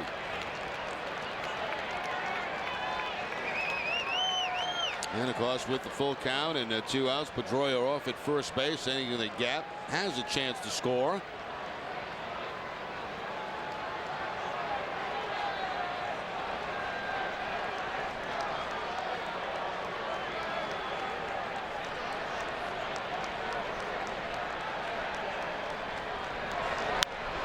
To left, Chuck Jones spinning away from him as he comes in, makes the running catch. It ends the inning. Red Sox add a run at the end of 4. Boston on top 3-0. On Thursday night, seasons collide, leading off at 5:30 as a full hour of Red Sox pregame coverage with TC and Eck. At 6:30, the action moves to the ice for 30 minutes of Bruins-Canadiens Game 1 playoff preview with Catherine Tappan and Rick Middleton before the puck drops in Montreal. Or catch the Red Sox take on the Detroit Tigers live from Fenway on NESN Plus channels. To find your NESN Plus channel, visit NESN.com. On Thursday, it's 2 great teams, 1 great night. Top half of the 5th has been a pretty good home opener so far for the Red Sox on top 3-0. And it's been a very good day for Dice K through the first 4 innings. He's given up just 1 hit, 1 walk, retired everybody else. Miguel Cabrera grounded out to third base first time up. And Cabrera signing a 7-year contract extension at the end of March, which will keep him in a Tigers uniform through the 2015 season. 4-time National League All-Star, with the Florida Marlins. So with 34 home runs, a .320 batting average, and 119 RBIs in his final season with the Marlins.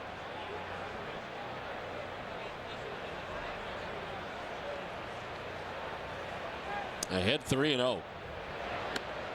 And ball 4. Daisuke did have a bit of a wait to get back out there for the 5th, and off the mark in his first sequence here, a walk to begin things in the 5th. The league leaders are brought to you by Olympia Sports. In the category strikeouts, Daisuke today with 420 on the season to lead the American League. Rich Harden, we saw in Oakland, has 15 and 2 starts for the A's. And 9 of those coming in a game against the Red Sox.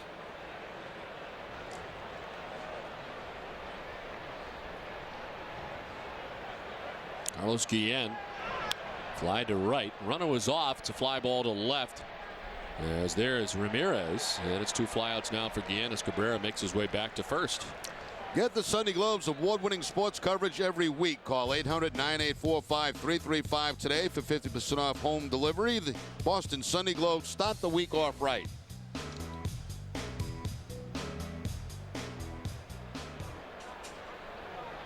So 1 down. Cabrera at first base, and Ivan Rodriguez coming up.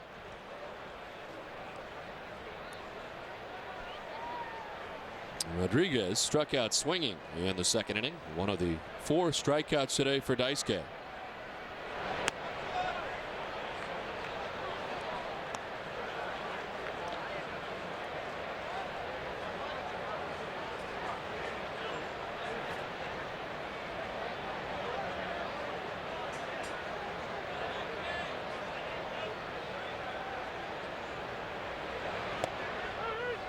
Saw Cabrera there taking off at first base, and of course with his offense struggling, Jimmy Leyland trying to get anything going, whether it be by a stolen base, a hit and run, trying to open up some holes.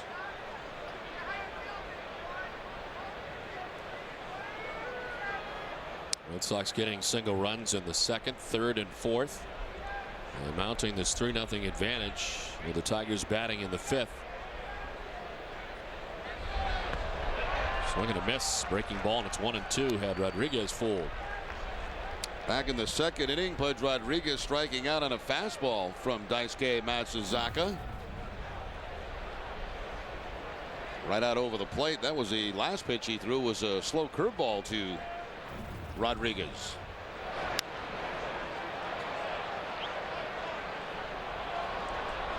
Boston Rodriguez now 36 years old. Signed by the Tigers as a free agent in February of 2004. Just after wrapping up the championship with the Florida Marlins in 2003, and now has been in Detroit ever since. Swing and a miss. They elevate 92 miles per hour, and he strikes out yet again. 5 strikeouts now for Daisuke. Second time Rodriguez is down by way of the K. Yeah, both times on fastballs too. This one up and away from Pudge Rodriguez. It's the 8th time he has struck out this year, has not yet walked.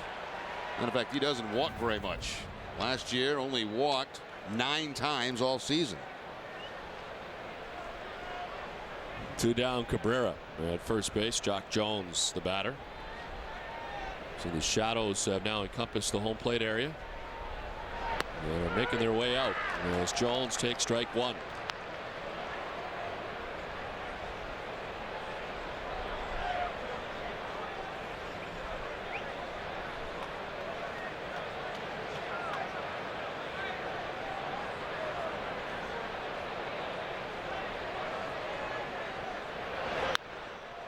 A fair ball down the right field line, kicks off the boxes as Cabrera is headed for third base. Drew will get it back in. It's a 2-out single for Jock Jones, and the Tigers for the first time had a base runner reach third base.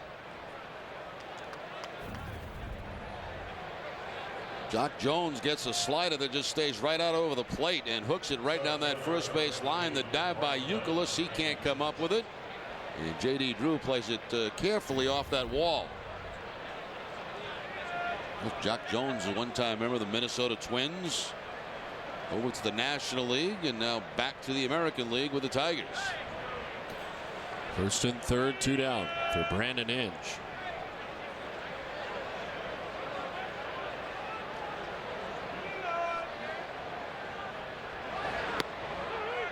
And the strike to Inge. Daisuke had a 17-minute wait while the Red Sox were scoring their run in the 4th inning. It was the longest wait of the day. He walked the leadoff batter for the 2nd straight inning. And that's Cabrera, who now stands at third base. Jock Jones at first, 2 down under the watchful eye of John Farrell.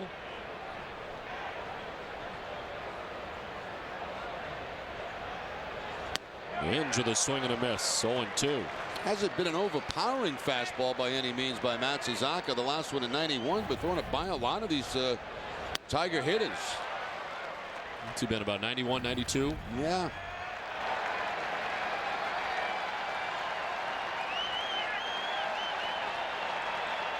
The 0-2 to Inge. Fly ball to left. Man, he headed back. The Tigers strand a pair. We have played 4.5. Red Sox on top 3-0. When the Red Sox win, you win at Dunkin' Donuts. Get a free 16-ounce iced coffee or iced tea with the purchase of a flatbread sandwich or pizza. Offer good after 11 a.m. the day after every Red Sox victory. Price and participation may vary, as well as applicable taxes. It's a limited time offer between now and June 24th, so get yours while supplies last. Nice job. Nice job. I was really worried about applicable. I know. It wasn't flowing out. Ah, but you went right through it. Very nice. Manny Ramirez lead it off in the bottom of the 5th inning. New season brings new promos. And tough words. Yeah. Like applicable. Manny's 1 for 2. He tripled. Came around to score in the 3rd. On the throwing error by Polanco. First for him since 2006. There's Greeley, who was up in the pen last inning, and Kenny Rogers, who starts this inning, now having thrown 91 pitches. It's already surpassed what he threw in his first outing. 1-1 to Manning. Grounded foul, and it's 1-2.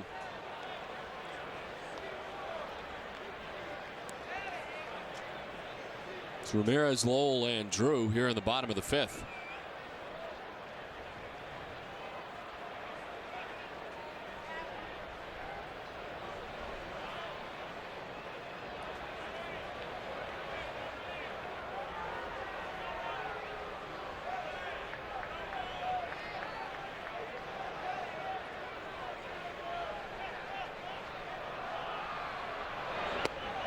Strike 3 call. Manny not happy as he says a few things to Greg Gibson.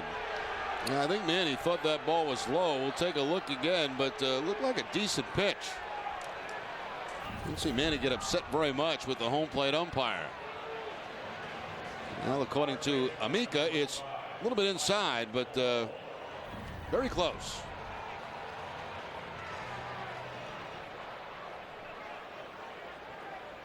One down now for Mike Lowell, who's hit the ball in the air twice, lining out to right, flying out to center. They're taking ball 1 up and away from Kenny Rogers.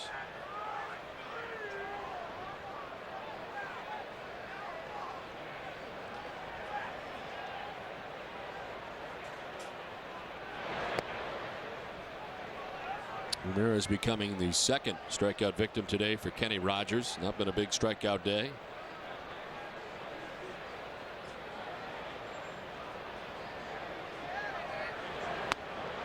He'll be laboring a tad now. He falls behind 3-0. All day he's been laboring, Don. He just really has not been able at any point in this game to get into a nice clean groove. Hasn't had a clean inning yet in the ball game. A 4-pitch walk to Mike Lowell.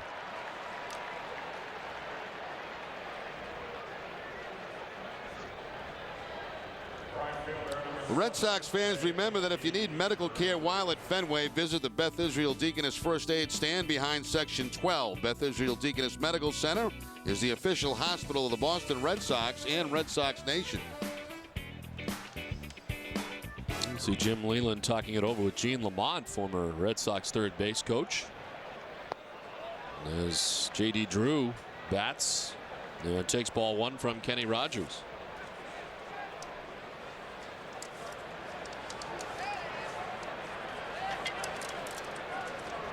With a single, he scored in the 2nd. He is also struck out looking as he takes strike 1.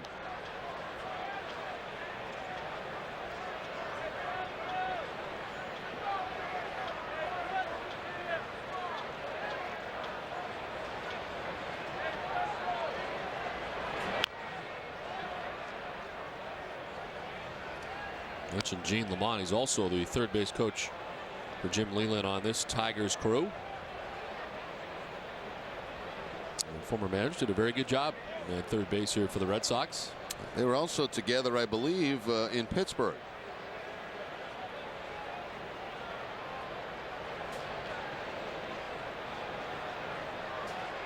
Lamont, of course, a former manager too in Pittsburgh and Chicago.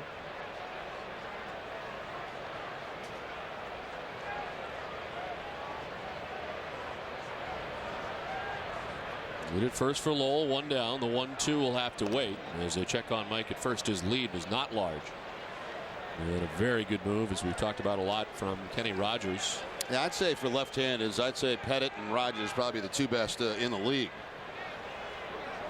He's tied with Mark Langston for the top spot in Major League history with 91 pickoffs since the stats started to be kept back in 1974.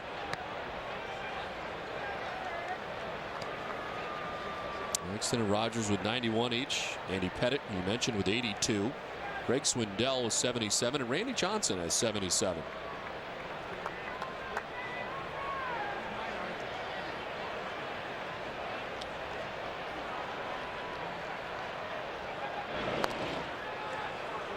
We'll check on Lowell's. His lead is not very big.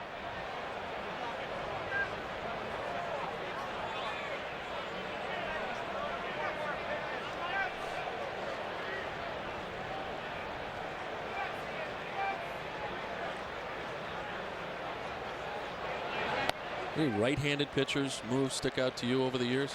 Nah, not really. You know, it's mostly the lefties that give guys problems.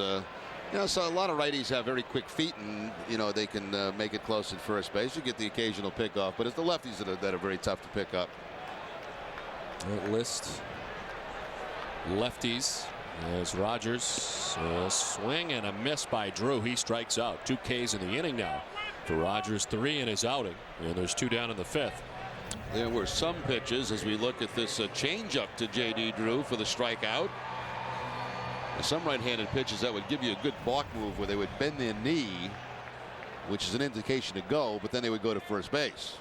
They will go unnamed, but a lot of them played in the Dodger organization. 2 down. Mike Lowell at first, and Jason Varitek 1 for 2 today.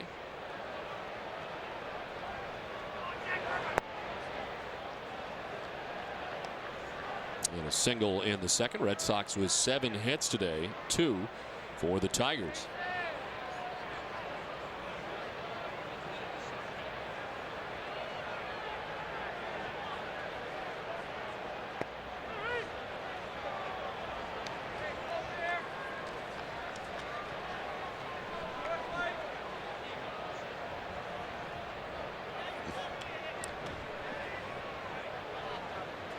Oko waits on deck with 2 outs here in the 5th.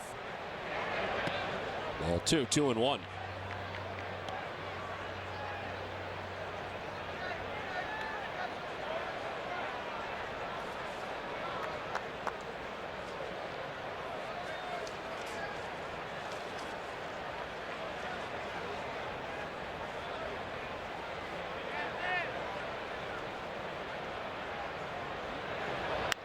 Varitek, opposite field into right.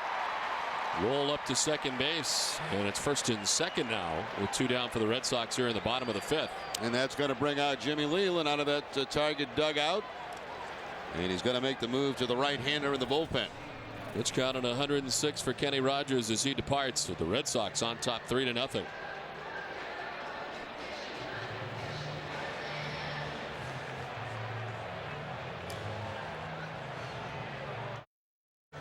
Tonight at 10, join Hazel May for Sports Desk presented by FW Webb, home of Frank Webb's Bath Centers. You'll get a complete wrap-up of this special day here at Fenway Park. And as the Bruins prepare for the Stanley Cup playoffs, we'll put the playoff spotlight on goaltender Tim Thomas. All that and Celtics Bucks highlights on Sports Desk tonight at 10, only on NESN. Kenny Rogers done after 4 2/3 innings, still responsible for runners at first and second, 2 down. His call to the bullpen is brought to you by New England Ford dealers. New pitcher is Jason Greeley. He's had a kind of a rough start. He's made 2 appearances. He's worked a total of an inning and a third, giving up 6 hits and 3 earned runs. Last year for Greeley, he established career highs in appearances, innings pitched, and strikeouts. He's 31 years old, from Orlando, Florida. Lefty's hitting at .237 against him last year as Coco Crisp takes strike 1. Kenny Rogers struck out Ramirez, walked Lowell, struck out Drew, and then gave up the opposite field single to Jason Varitek. So it's first and second, 2 down.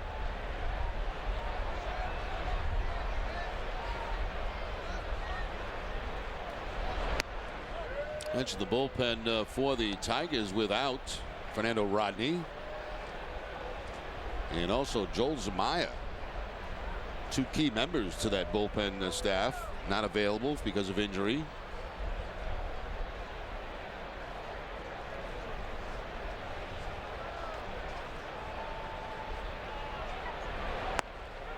A strike, man. It's 1-2. 95 that time from Greeley.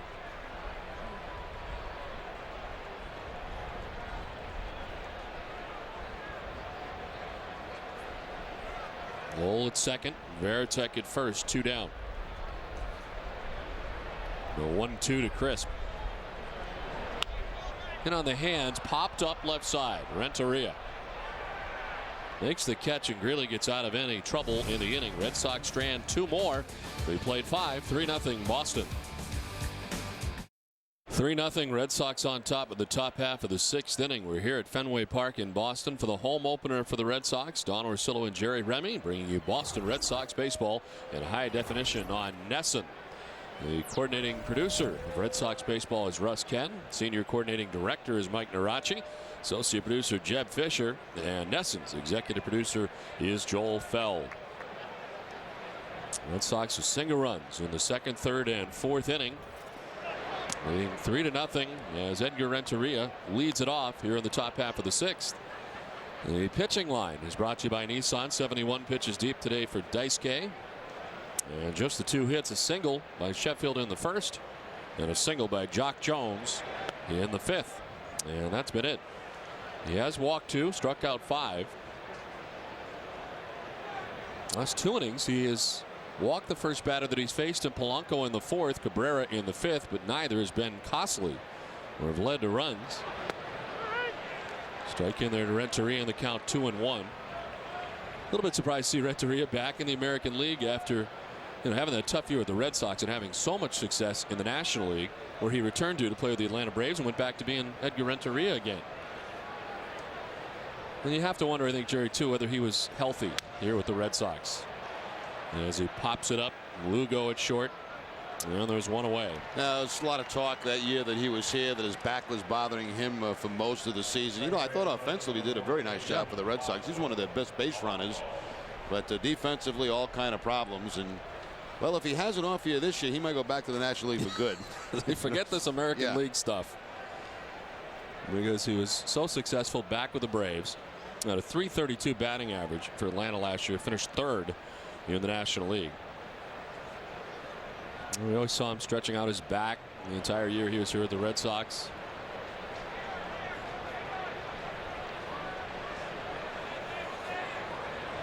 Also surprising that he was not back with the Red Sox. Of course, that was just the first year of the deal at the time. And now a Detroit Tiger. Polanco takes the strike. He's kind of ducking back, and it grabs the corner. 1-1.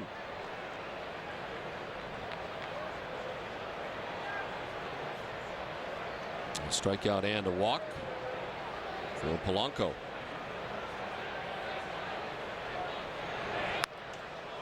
Center field, crisp coming into the dive, and he can't make the catch. They say he trapped it, as Charlie Relaford, the second base umpire, out there to make the call. As coming in, trying to slide in to make the grab is crisp, but a trap, the indication from Relaford. Yeah, good call by the umpire. No complaint by Coco Crisp. He tried to sell it by pulling it up quickly, but you'll see here that it does hit the grass first, then into the glove. And he'll bring it up to show it to the umpire, trying to steal the call, but Relaford would have none of it, and no argument from Coco Crisp. So just the third hit today for Detroit. 1 out, 1 on. And Gary Sheffield, the batter. Sheffield single the center in the first inning. Bounced into the 5-4-3 double play in the fourth inning. Those shadows have to become an issue right now for the hitter, and generally in that case it's tough to pick up the breaking ball.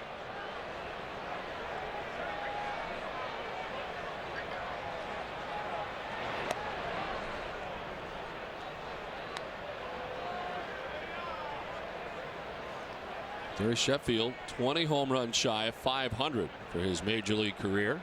The 9-time All-Star. Twice in the American League, 7 times in the National League. There on the strike, 2-1.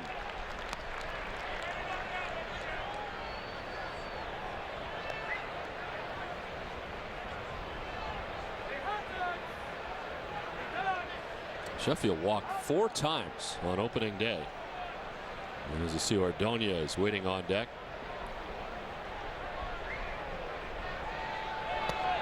Swing and a miss. Such a violent swing from Sheffield. He's got still very good bat speed. It's 2-2. That's a very good way to describe his swing. Violent. A lot of movement before the pitch, and he does not get cheated on any swing.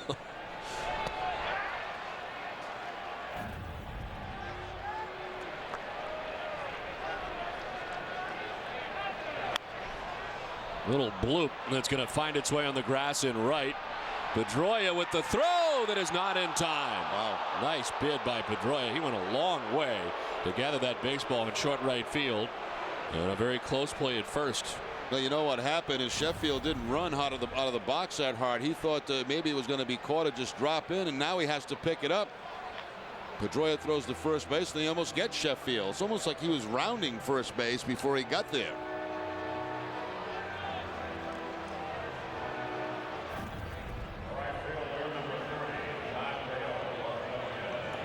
So a couple of base runners here for Detroit with one out in the 6th inning.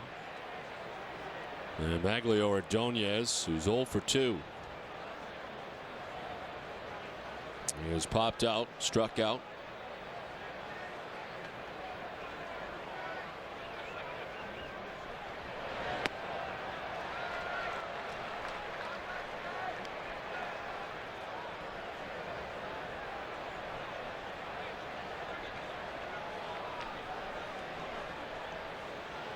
Javier Lopez going to start warming up for the Red Sox. Nice K at 83 pitches through 5 1/3 innings. Ball and a strike now to Ordonez.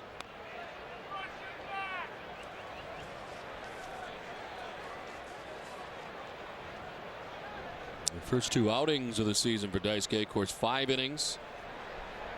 Game in Tokyo in which he threw 95 pitches. Then last time out 6 2/3, 96 pitches. Both games against the A's. Check swing foul into the Red Sox dugout. The favor given there by Ordonez. That looked like it was going to be up and in for ball 2. Instead, checks the swing, fouls it off, and now Daisuke in command with the 1-2 count.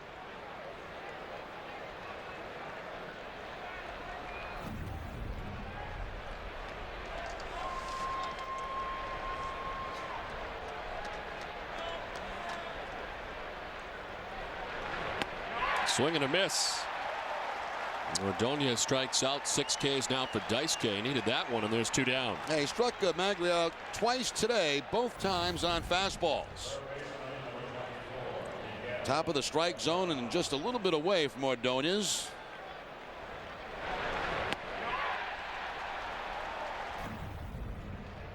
Very similar to last game, Don. Most of his strikeouts today coming with the fastball again. It was a breaking ball to Polanco back in the 1st inning, but since that time, either fastballs or cutters. 2 down for Miguel Cabrera. There is added action in the Red Sox pen. Manny Del Carmen has joined Javier Lopez. And one thing we were talking about in the last outing for Daisuke, problem sometimes finishing guys. And that fastball has been a pretty good finishing pitch for him over the last 2 outings. Certainly has. A lot of strikeouts with it.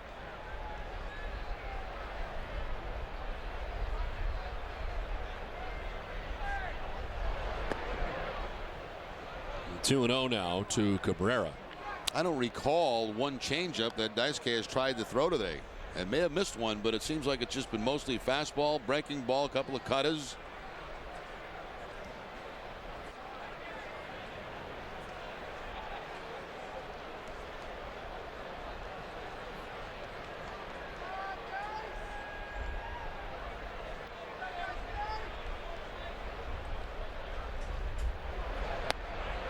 Ball 3, and it's 3-0. You think a smaller arsenal could be better at times for Daisuke? I mean, he's got so many different pitches. Yeah, it seemed like last year a lot of times you get ahead of guys and you start nibbling with this pitch and that pitch. All of a sudden you got a 3-2 count. It just seems like he's been a little bit more aggressive, especially in the last 2 outings. And in the final 3 innings he pitched in that first game in Tokyo. Polanco at second, Sheffield at first. This one gets away from him, not close. And it's ball 4 now to load the bases. It's the 3rd walk in 3 innings now for Daisuke, and they're going to get the phone and see where Lopez and Del Carmen are in their preparation, with Ian coming up.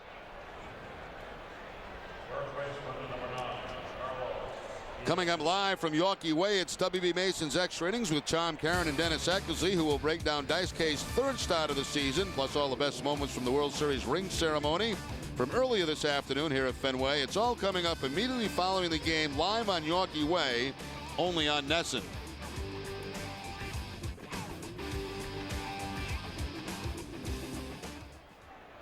Bases loaded, 2 down for the Tigers, who threaten here in the 6th with the Red Sox on top 3-0. Biggest threat they've had all afternoon. Carlos Guillen is 0 for 2. He's fly to right and fly to left. Nice play by Varitek to his right.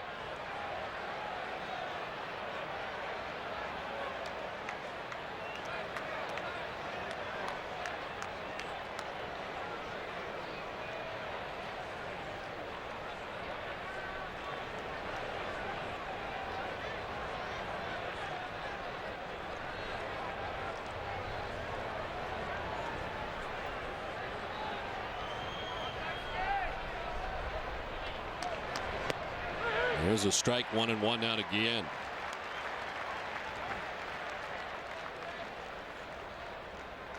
And acquired by the Tigers from the Seattle Mariners for Juan Gonzalez and Ramon Santiago, January of 2004.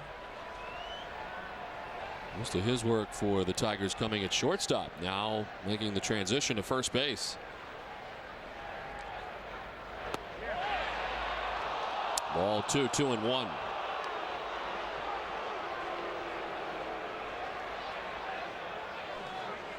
This move to first necessitated by the acquisition of Edgar Renteria. We saw him play over there a couple of times last season.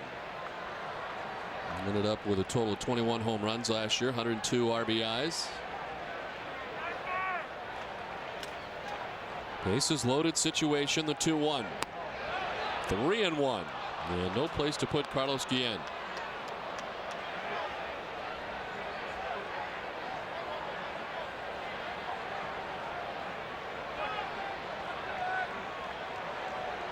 Renteria popped out. Polanco singled. Sheffield singled. Ordonez struck out. And then Daisuke walked Cabrera to load the bases.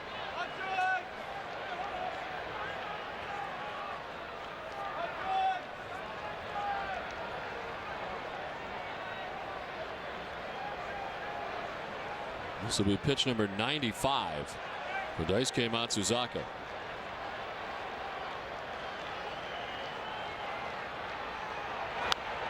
In the hands and popped up foul. So a full count now, and the runners will be off.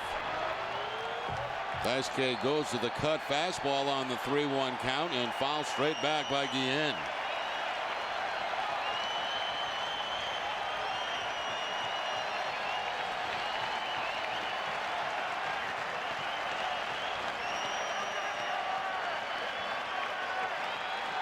Polanco at third, Sheffield at second, Cabrera at first, 2 down.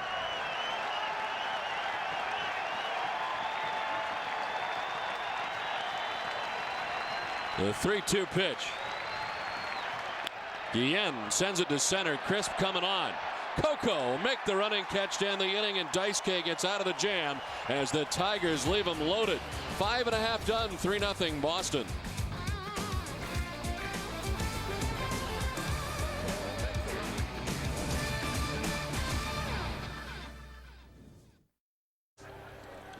Back at Fenway Park, where the Red Sox have a 3-0 lead over the Tigers, we head to the bottom of the 6th inning. And what a great home opener today for the Red Sox, the ring ceremony. But the biggest thrill of it all was Bill Buckner coming back here to Fenway Park, throw out that first pitch. Had to feel pretty good, Bill. It was a long walk in from left field. It was exciting and very emotional. Bill, have they invited you back before, or is this the first time? I was invited before. And then I guess was it last year they had the reunion? Yep. Yeah, but I probably would have come there, but I had a commitment with my son for his college baseball, so wasn't able to make it then. But I was kind of up in the air about this one. You know, I just didn't know if it was the right thing to do, but I'm glad I did. Of course, Dwight Evans catching the first pitch as the hand went on and on here at Fenway Park for Bill Buckner returning to Fenway Park.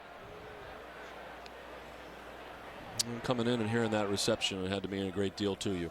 Oh yeah, it was amazing. I mean, it's just a lot of memories, a lot of, you know, I think the whole great thing about this is it's just nothing but positive memories going through my mind, and I was just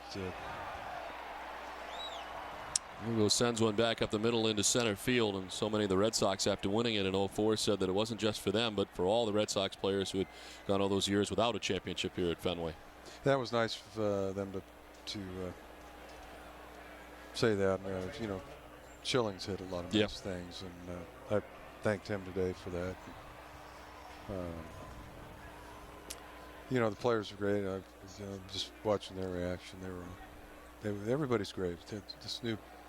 The ownership here, and then even the ownership when I was with the Red Sox is great.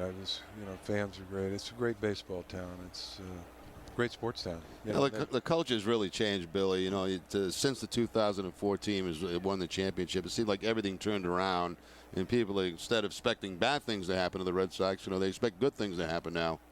Yeah, it's and rightfully so. They've got great management and coaching and great players. Everything's on a roll for them right now. They're doing everything right, and players are happy to be here, and they're winning. Just fun, but just fun to say you were part of the organization at one time. It's doing things right here. I got to ask you a question. When you're out there waiting to come in, what were your feelings like? I mean, did you know what to expect? You have any idea? Was it like a fog just walking in? It was. I mean, it was just, you got too many things going through your mind. You don't know what to think. You just get flashbacks. Get flashback of staying in the hotel the night that I came into Boston in '84. The thoughts coming out. And then playing the first game, Roger Clemens. My first game was Clemens' first start. And, a lot of good memories. Being with the team '84 and then seeing the things develop and develop into the team that ended up making it series, and kind of the start of, I guess, a good run for the Red Sox. But yeah, just all those things going through my mind, just bouncing around one thing after another, just crazy. It's like being another planet walking in. I mean, I didn't. How much do you miss playing the game? Well, that's tough one because I played so long. I mean, I played as long as I could play, but I mean, it was fun. I mean, to be able to make a living doing this for over 20 years, I mean, you can't ask for anything. I had fun every day out there. Even the last day, when I got released by the Red Sox in '90. I mean, that was a fun year there. Just making the team, come back, and there was a time during '90 that I thought, hey, I was driving home. I got into the starting lineup for a couple of weeks. Was hitting about 350. Thought I was going to lead the league in hitting. And, it was great. It was fun. I enjoyed it all the way to the end. And he had to patch himself up a lot of times too. Spent a lot of time in that training room getting ready for a game. Yeah, it's a little bit too much ice. I don't even put ice in my water now. I don't even want to see any ice. You take it straight now? You take it straight? Yeah, straight. No, I don't even want to see any ice. We're visiting with Bill Buckner, and a tremendous reception here at Fenway Park, and what was a great ceremony to be back here at Fenway before the game as part of the ring ceremony.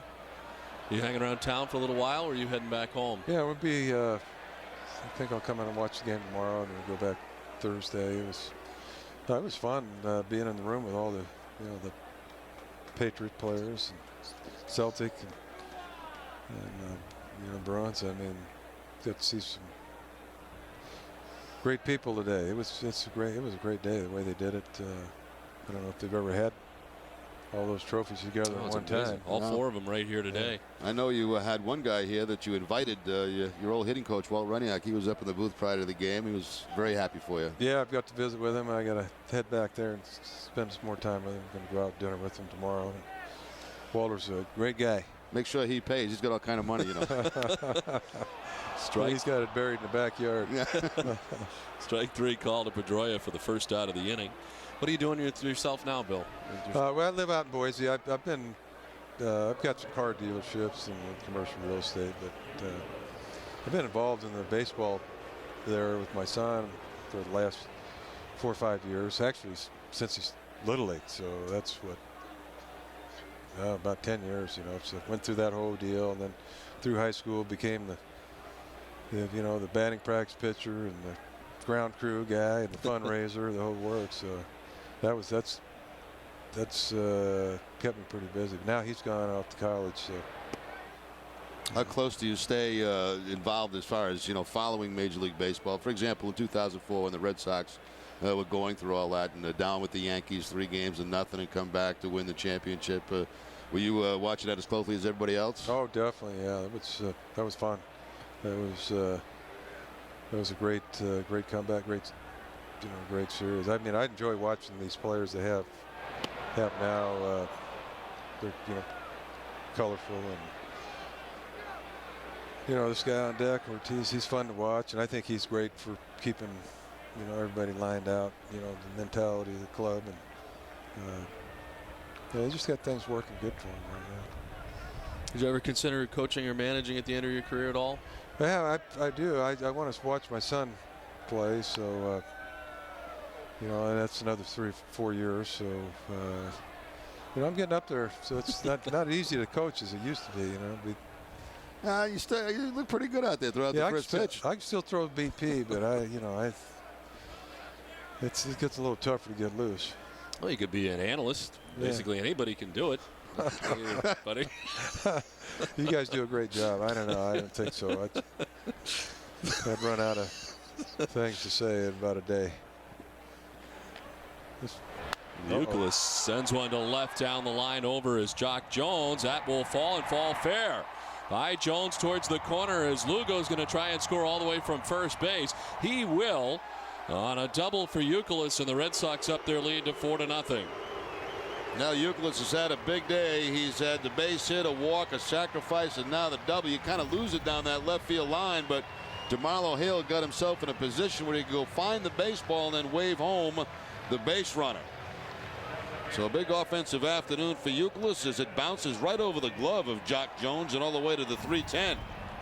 It's tough to read the ball up here. I thought he hit that ball well, and then it's a special skill, Buck. You know what? I mean, to me, that ball maybe should have been caught. You think it wouldn't hit that well? That's easy to say from up here, though. Huh? It's a lot easier up here.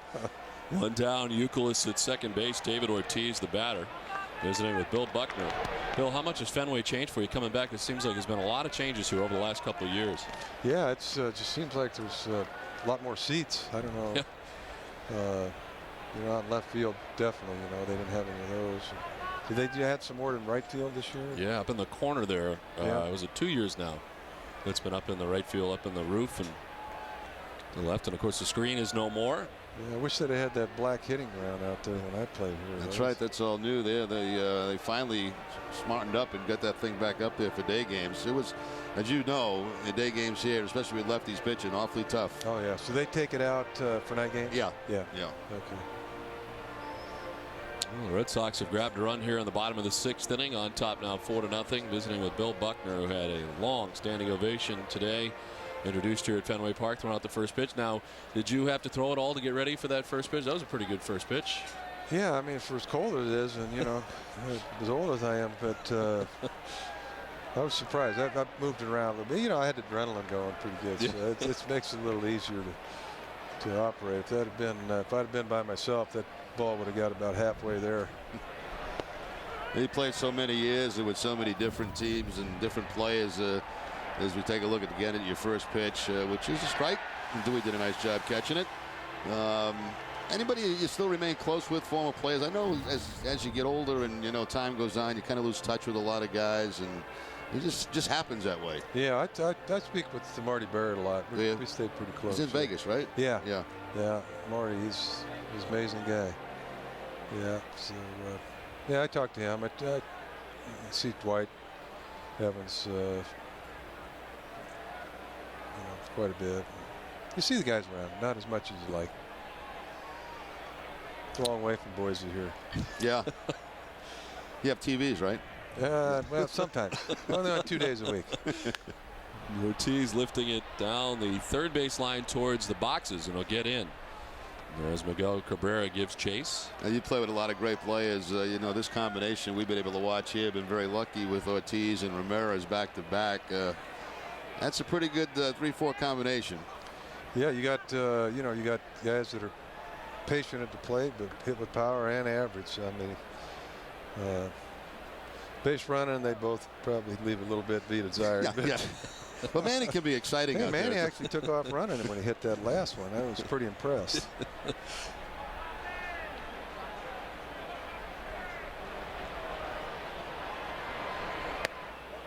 Ortiz takes ball 2, and it's 2-2. How old is Ortiz? Ortiz is what, early 30s? I'd say 32, but we do have a media guide.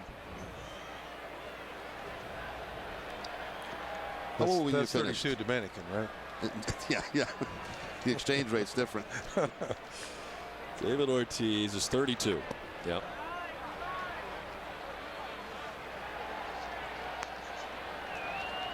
Good guess. And it was a guess. So when's the last time Manny got a haircut? It has been a little while. I think it's been about 2 years. Yeah. Every once in a while he'll put some red in there too. He'll put some red extensions in and dress it up a little bit. Which I like. It goes with the uniform very nicely. So has he figured out how he's going to keep his helmet on this year? They put a little pine tar on his head.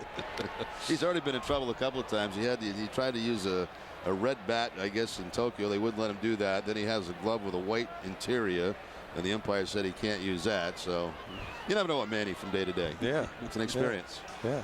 They got Manny being Manny. That's right. Well, Bill Buckner, thanks so much for joining us, and welcome back to Fenway. My pleasure. Good Great seeing you day, guys. Buck. All right, guys. Take care. Okay. A great ovation at Fenway Park. It's great of this great home opener for the Red Sox. And Ivan Rodriguez has hurt his hand here. Really coming out with the trainer to check on him.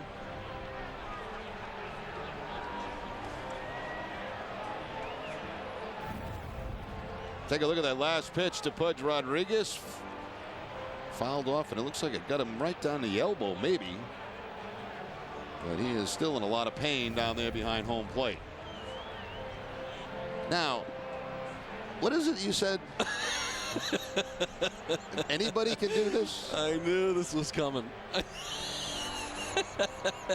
He said, he got down here and he said, Jerry, how many years is this for you announcing? And you said 21. Yeah. And he said, that's more than you played. And he said, that's great. All you have to do is talk, and that's terrific. Yeah. And I suggested that maybe he, should go into analyzing as well. Great major league career that he's had, and his memories and thoughts. But then there was something about I don't remember anything else. Anybody can do this. Oh, I don't think I said that. Oh, okay. No. We'll have to run that tape back. I don't think I said that. It's pretty much true. 3-2 to David Ortiz with Euclid at second base.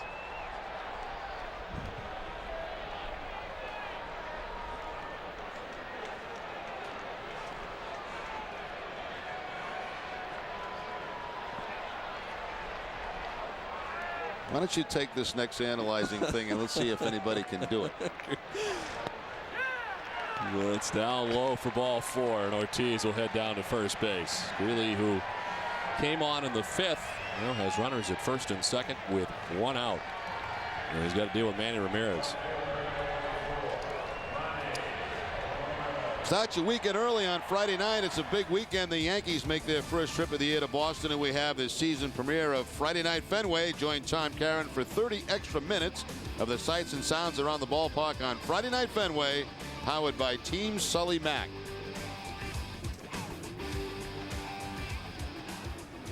Well, it's first and second, 1 down. A run in for the Red Sox here in the bottom of the 6th. On top 4-0. And as Manny takes strike 1. Ramirez grounded out 3 unassisted in the first inning, triple, and scored on a throwing error in the 3rd, and struck out looking in the 5th.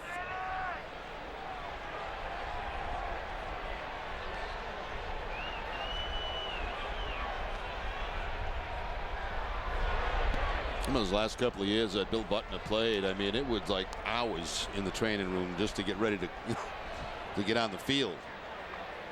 That body beaten and bruised throughout the years playing.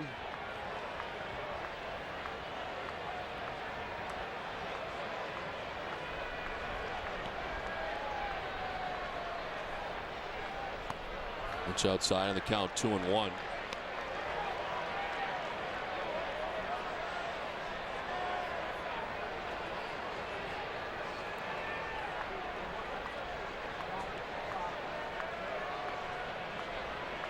A great way the Red Sox nation welcomed him back to Fenway Park today. I imagine that, as he even said, there was some question as to whether or not he would come here. As the pitch inside 3-1, and something he'd battled. He'd been invited here in the past. Nicolino Lopez up in the pen in the Seattle Mariner. First and second, one down, and a count of 3-1 to Ramirez.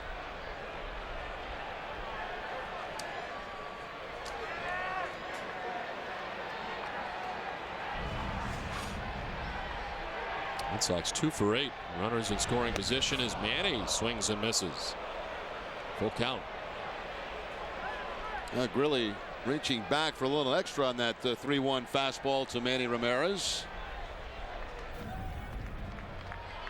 It was a strikeout last time with a fastball to Manny. This time this ball up and in. I know anybody can do it. I know. Yeah, he fouls it off. That may have got a piece of Greg Gibson, who he was not happy with on his last strikeout call. It'll rattle a cage a little bit for the home plate umpire.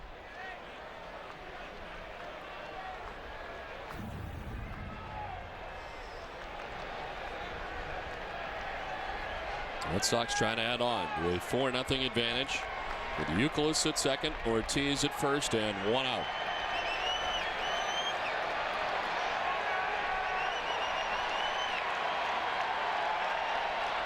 He's taking too much time in. He gets time and backs out.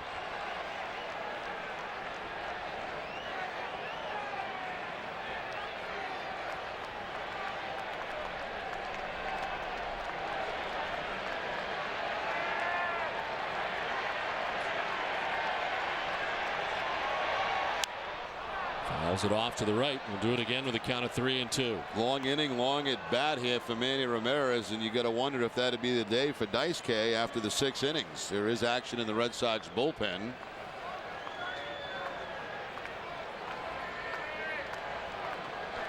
No longer Lopez, now Okajima joining Del Carmen. Dice K's thrown 96 pitches and has had to wait 21 minutes. On the ground at third, diving is Cabrera. Nice play as he picks himself up and throws out Ramirez. And a dive down there on the line to make the grab. And there's 2 down in the inning. The runners move along. Youkilis to third, Ortiz to second. Yeah, beautiful play down there by Cabrera. Really saved another run. Hit hard by Manny down that line, but the dive will save the run. And then he took a peek towards second. It looks like there was no play there, and went to first base to get the out.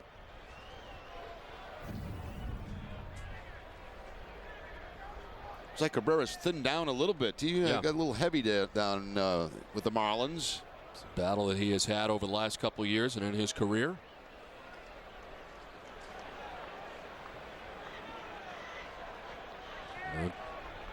Two down, second and third. And Mike Lowell, the batter, 0 for 2 with a walk. Up and away. And Rodriguez had to come out of the crouch to grab that. A year ago, so many opportunities like this for Mike Lowell. A couple of outs, couple of men on base, get that base hit to drive in a couple.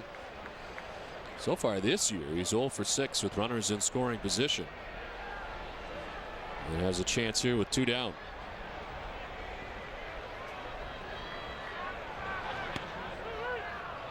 And the strike, 1-1.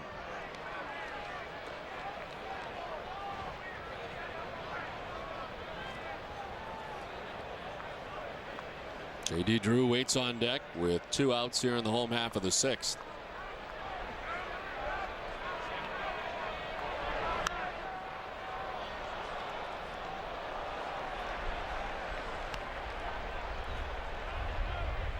Kenny Rogers going the first 4 2/3 today for the Tigers. 8 hits, 3 runs, 2 of them earned. He walked 3, struck out 3. Now Jason Grilly has been on since the 5th. And a surrender to run this inning. Second and third for the Red Sox, 2 down.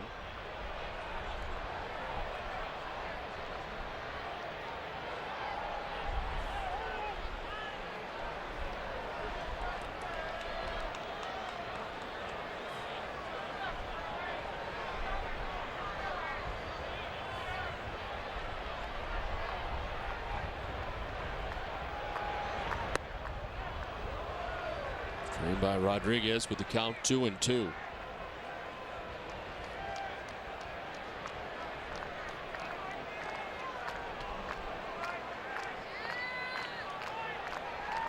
Youkilis at third, Ortiz at second.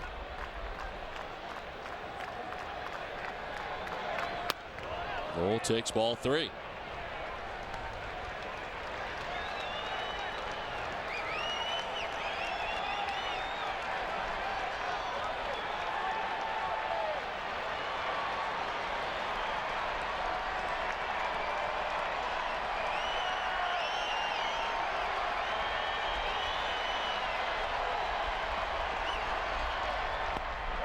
Ball 4, he walks him. Second walk of the inning for Greeley. And the base is now loaded for the Red Sox.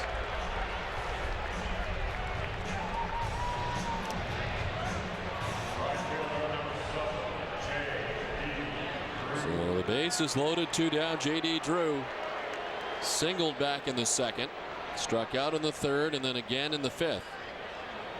Once looking, once swinging today for Drew. 7th member of the Red Sox to bat here in the 6th inning. And he takes ball 1 from Greeley.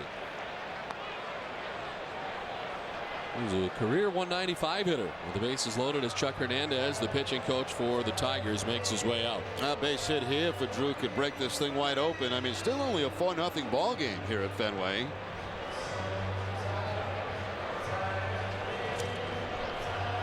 Tomorrow night at 6, Joey and Tom Caron and Dennis Eckersley live on Yorkie Way for Olympia Sports presents the Boston Globe pregame show. Red Sox Executive Vice President and General Manager Theo Epstein will join them for the Face the Nation segment, plus a preview of John Lester's 2008 Fenway debut. And the Boston Globe's Gordon Eads and Nick Cafado will bring you the latest from the field and clubhouse. It's all tomorrow, 6 o'clock, and it's live on NESN.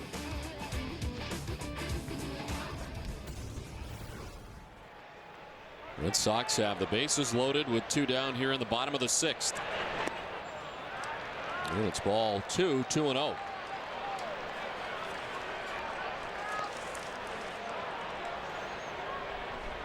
Youkilis at third, Ortiz at second, and Mike Lowell at first base.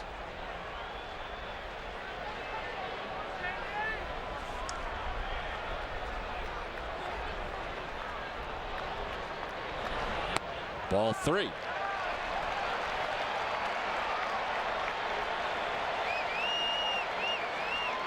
Pretty good spot right here if you're J.D. Drew.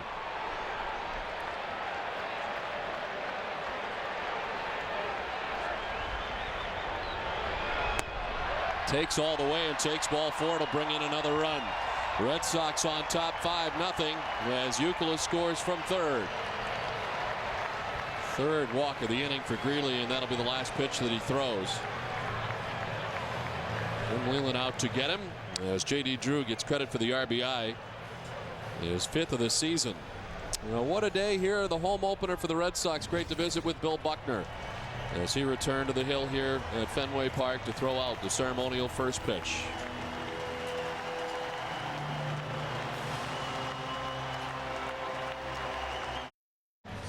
The Gibson Sotheby's Boardroom, located in the exclusive EMC Club, is available for select games this season. The Boardroom experience includes 12 tickets in the EMC Club, along with a private pregame dinner, including drinks, and a dedicated server throughout the game. It's the perfect spot to host a special event for clients, friends, and family. For more information, call 877-RED-SOX-9 or email premiumsales@redsox.com. At 5-0 Red Sox lead with 2 outs here in the 6th inning. Jason Greeley gone, still responsible for the men on. Red Sox have him loaded. The former Toronto Blue Jay, Aquilino Lopez. Now, he was a closer last year in Toledo, had 26 saves for them. You see he's made 3 appearances so far this year, 5 innings, 6 hits allowed. Has not a lot of run, a couple of strikeouts. Really not happy with his outing. Taking it out on his glove.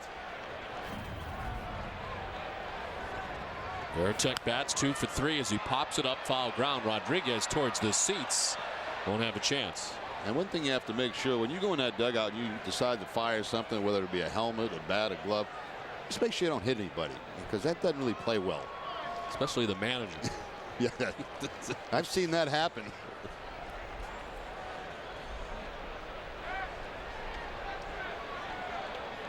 Veritek, the 8th man to bat here in the 6th inning for the Red Sox. 2 runs in. Most recent on a bases loaded walk to J.D. Drew. Veritek fouls it off. Aquilino Lopez broke into the big leagues with the Toronto Blue Jays in 2003. The Blue Jays in 04, and then time in the National League, Colorado and Philadelphia. Does he enjoy fishing and hunting? Let's see what he does here for his. You know, they don't put his hobbies in here. So fouled off to the left. They really enjoy that. It's amazing how many players enjoy fishing and hunting. Who was it? It was fishing and singing. I forget who that was. Yeah, we just had that guy. Who was that? I think it was in L.A. The Coliseum. He sings while he fishes. Yes. And I think his wife was a chef, right? Is that the same? Might be, yeah. I think so. 0-2, strike 3. Jason Veritek over the outside corner to end the inning. But the damage done. Red Sox grab 2 more runs in the inning. Take a 5-0 lead at the end of 6. Every Red Sox game that goes into extra innings, the Sox record a save. CVS Pharmacy will donate $500 to Children's Hospital Boston. CVS Pharmacy is the official pharmacy of the Boston Red Sox.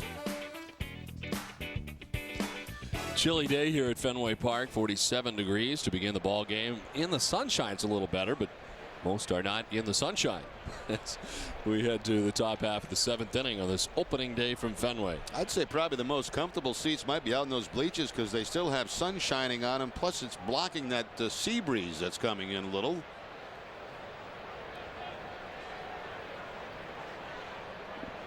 Well, it's the bottom third of the Tigers' order, and Daisuke is back on the mound for the top of the 7th. I thought maybe we'd seen the end of Daisuke after that long inning by the Red Sox, but back out here in the 7th.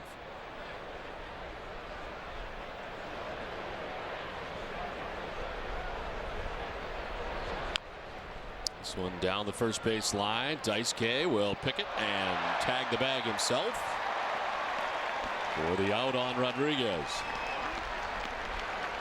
Well, we say it over and over again, but he can certainly handle that position defensively. Good hustle by Daisuke. He's just going to take it himself.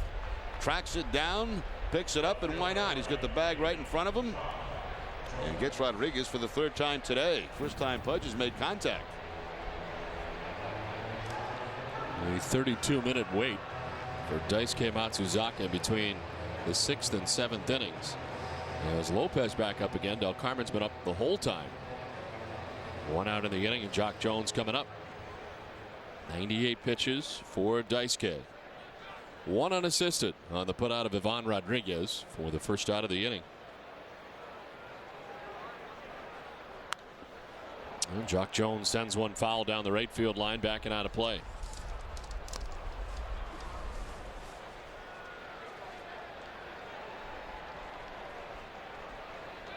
Jones hit .332 in 66 games after the All-Star break last year for the Chicago Cubs. He's acquired by the Tigers from the Cubs back in November. There's a change up there from Daisuke, one of the very few he's thrown in this ball game today. Having trouble controlling it as it works up and away.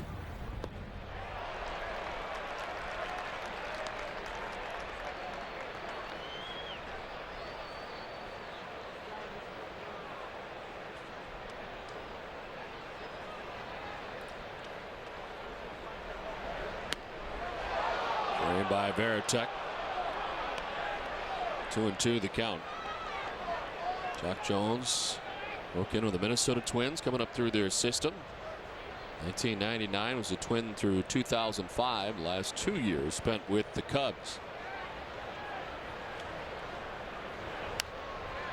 Pops it up, foul ground. Lowell hit it over towards the Tigers dugout. Won't have a play.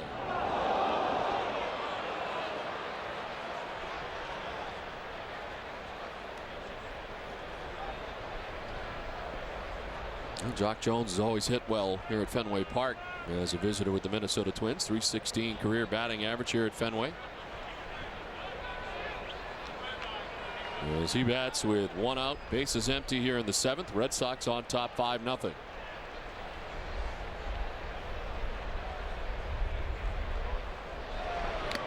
Foul tipped, held onto by Varitek. It's strikeout number 7 for Daisuke. 2 down. And he gets that strikeout on a changeup. He had 3 of them in that at bat to Jock Jones. Again, it's up, but off speed enough to fool the left-handed hitter.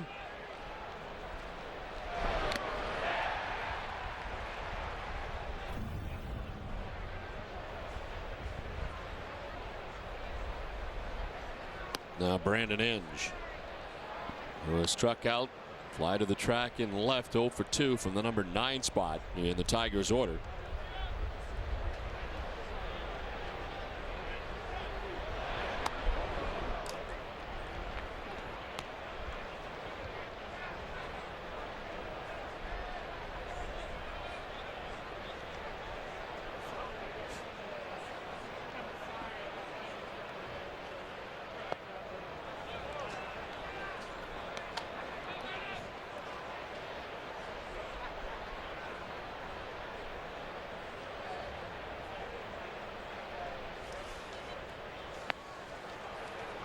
Ball 4 and a 4-pitch walk.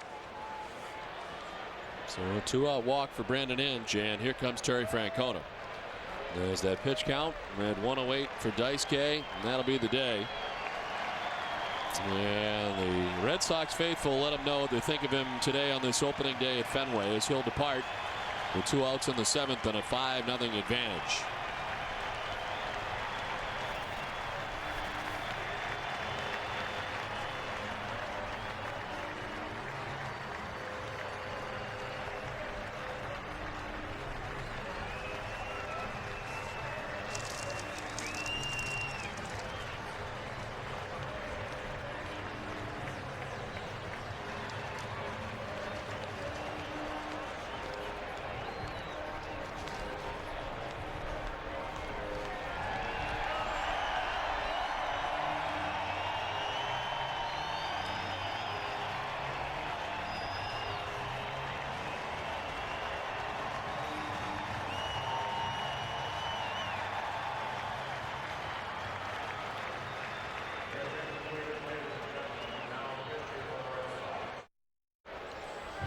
Welcome back to Fenway Park, where this game summary is brought to you by your local Lincoln Mercury dealers. Well, Manny Ramirez driving one to the triangle in right center field. It'll be an error on the throw back in by Polanco, the first since 2006, and Manny would continue homeward as the Red Sox with a 5-0 lead.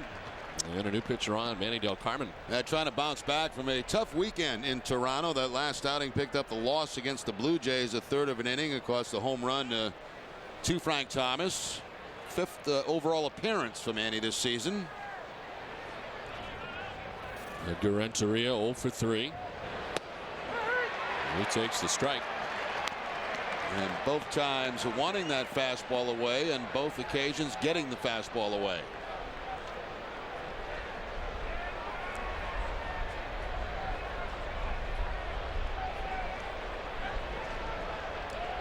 Six and 2/3 innings today for Matsuzaka. Only 4 hits allowed. Did walk 4 and struck out 7. Still responsible for the runner at first base, but so far has not allowed a run. There's Brandon Inge, held on at first by Kevin Youkilis with 2 outs here in the 7th.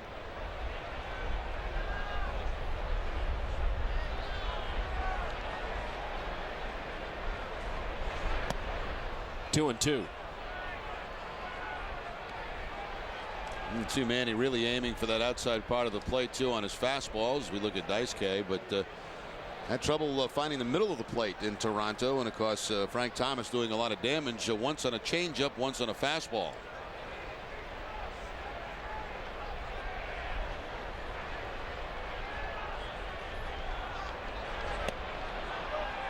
Had been ahead 0-2, but now a full count to Edgar Renteria.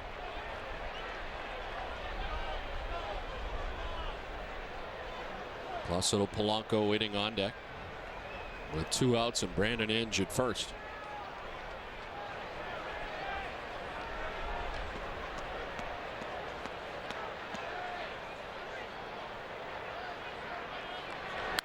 Renteria sends it out towards right center. Over is Crisp to make the catch that ends the 7th inning. On the line out, Daisuke Matsuzaka gives up no runs in his 6 2/3 innings. With the Red Sox on top 5-0. We'll keep it right here at Fenway Park for God Bless America on this opening day. Steven Tyler of Aerosmith will take care of it from Fenway. And sing along with our Fenway Park organist as he plays Take Me Out to the Ball Game. But before that, please welcome one of rock and roll's most dynamic lead singers to lead us in this afternoon's presentation of God Bless America. His Boston-based band has sold over 150 million albums worldwide and are members of the Rock and Roll Hall of Fame. Ladies and gentlemen, please welcome from Aerosmith, Steven Tyler.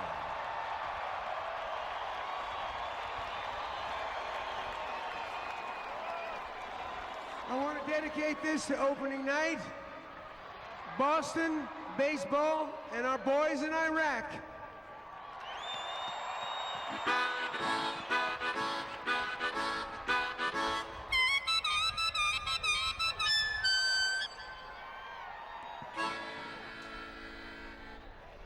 God bless America, land that I love.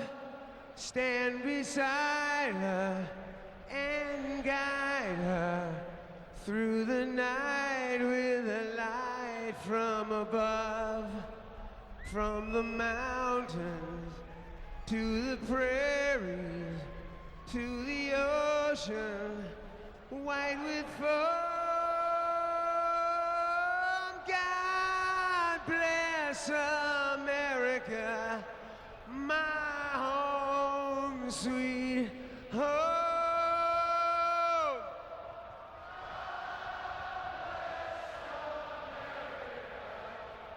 My home, sweet home. Oh yeah! Oh yeah! Boston's own Steven Tyler.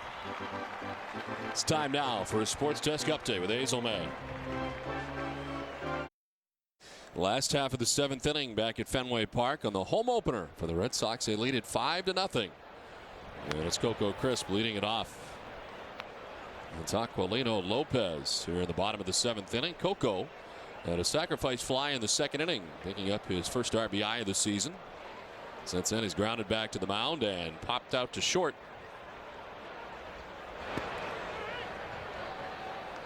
Kenny Rogers on the hook for the Tigers today. 4 2/3 innings. Gave up 8 hits, 3 runs, 2 of them earned. Walked 3, struck out 3. And the Red Sox can hold on here. He would take his 2nd loss of the year. Even though Kenny Rogers, struggled some today in this game, he still, as a veteran, pitched well enough. And when this team starts to hit, those runs he gave, that's going to be good enough to win. He ended up throwing 106 pitches today through 4 2/3. Really worked out of some real trouble as the Red Sox, in the innings he was in, left 6 men on base, including the bases loaded in the 2nd. 3-1 to Coco Crisp. Foul to the screen, and it's a full count.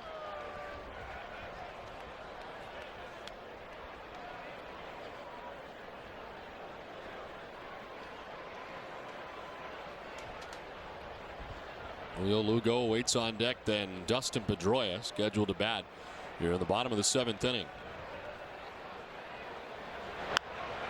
One hopper off the glove of Guillen. It kicks out towards center. And crisp aboard to begin things here in the bottom of the 7th. Now Coco with a sacrifice fly back in the 2nd inning really hits this ball hard and explodes right in front of Guillen. Bad hop, deflects off his glove, so Crisp has the base hit.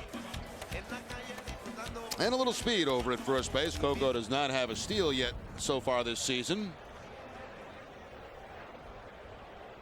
Shouldn't say a little bit of speed, quite a bit of speed at first base. There's Julio Lugo, 2 hits today, 2 for 3 showing. That's from the number 9 spot in the Red Sox order today. Boston looking to add on to their 5-0 advantage. Lugo takes strike 1.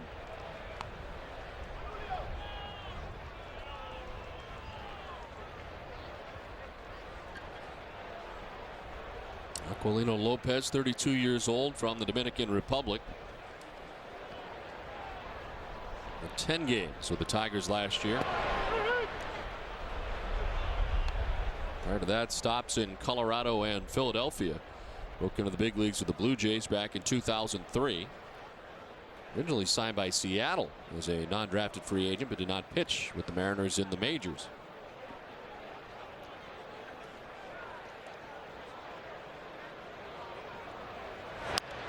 On the ground towards second base. Polanco to second for 1. On to first. A double play.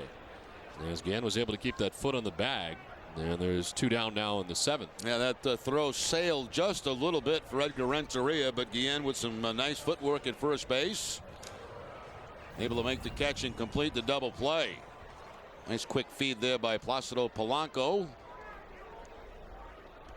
And a nice stretch at first base by Guillen.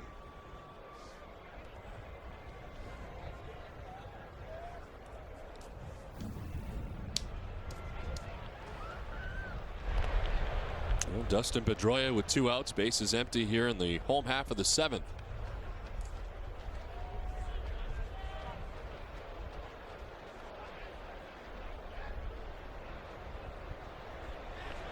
Dustin's been on base twice today, 2 singles, 1 to left, 1 to center.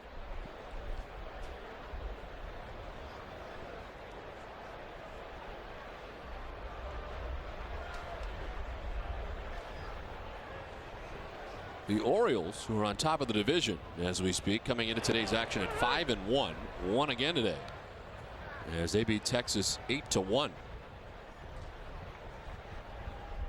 And now they are 6-1 on the season. Fast start for the O's. We got Toronto 4-2 heading into today. Swing foul back to the screen, and it's 1-2. Toronto plays tonight out on the West Coast. Actually, no, they're home against the Oakland A's as they continue their homestand at Rogers Center. Yeah, Oakland Athletics make their first trip of the year back east to take on the Blue Jays.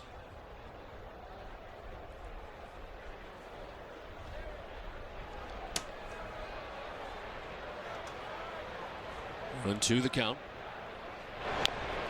As Pedroia chops it foul outside of third. Well, Pedroia plays in his 8th game already, 4 multi-hit games on the year.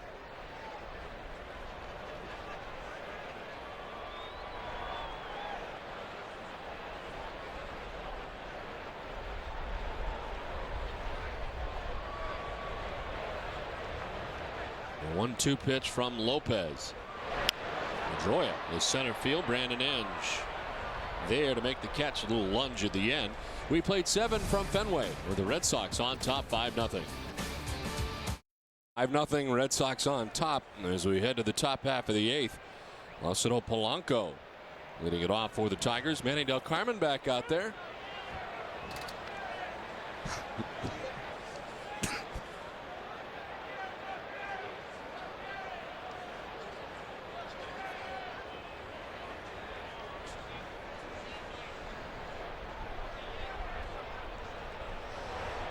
The 0-1 sent to center field. Coco Crisp started back, now comes in to make the catch for the first out of the 8th. Well, Del Carmen certainly could use this good outing today, build up his confidence a little bit. It had to be a little bit down after that series in Toronto. In for a couple of batters, gets a couple of outs. So one down for Gary Sheffield. A couple of hits today. He singled to center and had a base hit to short right field. Dustin Pedroia ran down but couldn't get him. And Sheffield takes strike one.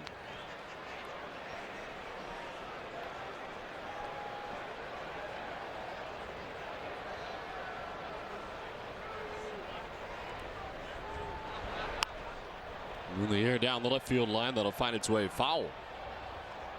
And it's 0-2 now to Sheffield. That length of game and chilly conditions have had a few people leave the ballpark this afternoon. Started at 47 degrees here today at Fenway. And the wind blowing in from center field as some have ducked out. Red Sox on top 5-0. Sheffield takes ball 1-2.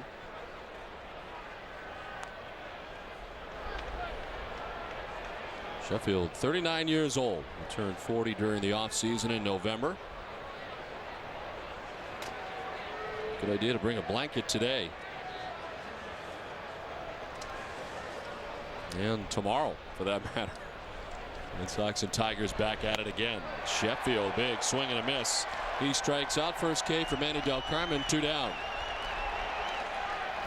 Climbing the ladder is Del Carmen with the high fastball to Sheffield. Because Sheffield's had a finger problem. You have to wonder if that's still bothering him a little bit. So all kinds of problems lately. Sore right shoulder for much of the season's final 10 weeks last year that he kind of battled through.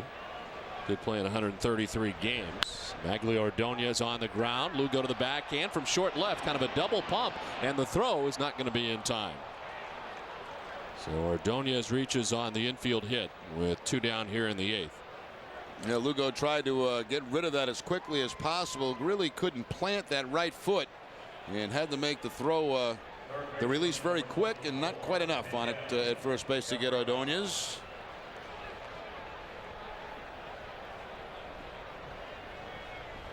So 2 down, Ordonez at first, and Miguel Cabrera rounded out to third base in the second and has walked twice. The chin tight for ball 1.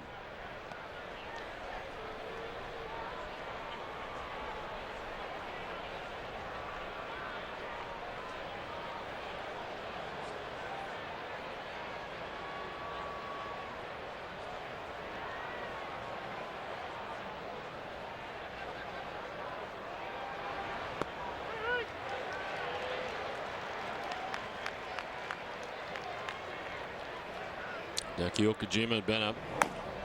Back up again for the Red Sox with 2 outs here in the 8th. A 1-1 pitch to Cabrera.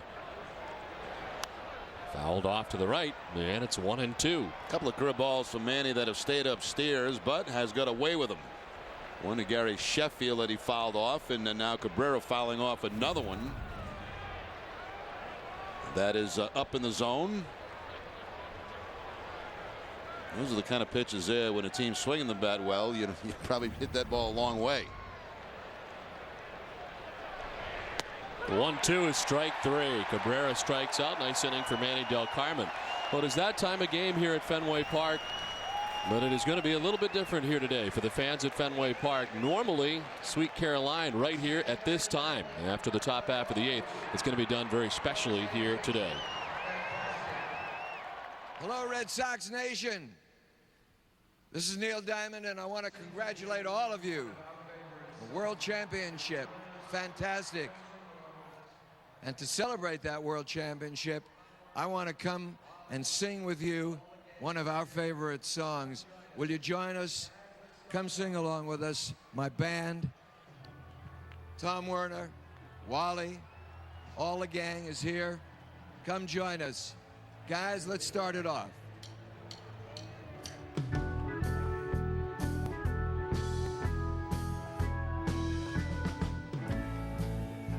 began. I can't begin to know it. But then I know that it's growing strong. Wasn't the spring. Spring became the summer. Who'd have believed you'd all come along? Hands, touching hands, reaching out, touching me, touching you. Sweet Caroline, good times never seem so good. So good, so good, so good. I've been inclined to believe they never would. Come on, another chorus. Sweet Caroline, good times never seem so good. So good, so good, so good. I've been inclined to believe they never would. Here we go. Sweet Caroline.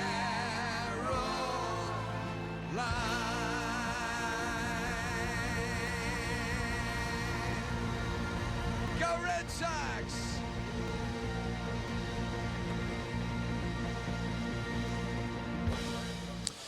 Back at Fenway Park with the Red Sox on top 5-0 heading to the bottom of the 8th inning. So a pretty special rendition there. We had a chance to have Neil Diamond do it after it has been such a big part of Fenway Park for so long now. As the Red Sox enjoying this home opener on top 5-0 coming to bat in the bottom of the 8th inning. Tom Werner, the chairman of the Red Sox, had a chance to talk to Neil Diamond, not only as a backup singer, but had the chance to talk to him afterwards. Neil, that was great. It was so great hearing Sweet Caroline. We'd love it if you'd ever play that at Fenway Park. Whoa, I would love it too. We'd have a great party. Would you come this summer then? Are you inviting me? Absolutely. I'm there. Okay. That's a deal. All right. All right. Thank you so much, Tom. All right. You heard it. We'll be there. Thank you. Okay. Thank you. Well, that exciting news. Neil Diamond will indeed be coming to Fenway Park. As Tom Werner doing the deal right there. I'm not so sure about Tom as a backup dancer, though.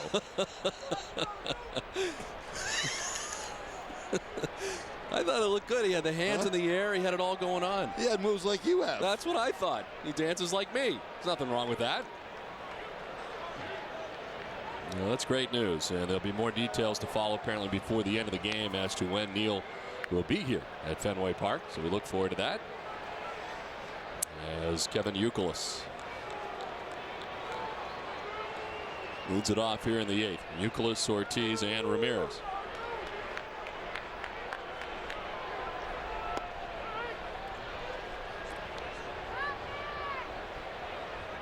A 5-0 Red Sox lead today. They got a run in the 2nd, run in the 3rd, run in the 4th, and 2 in the 6th inning.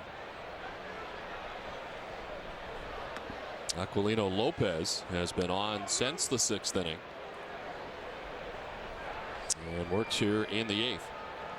If the Tigers are unable to come back, they would fall to 0-7.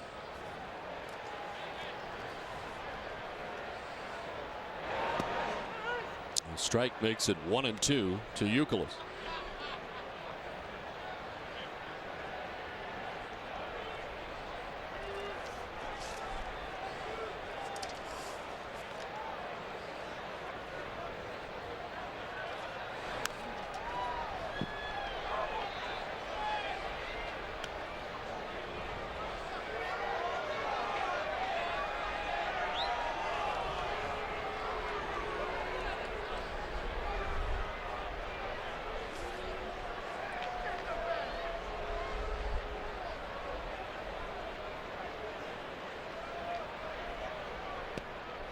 Just off the outside edge, 2-2. Well, we're heading into one of those great times of the year in Boston. You know, a lot of things coming up. The marathon, of course. Red Sox baseball back. You got the Bruins are going to be in the playoffs. The Celtics are going to be in the playoffs. A lot of good sports news.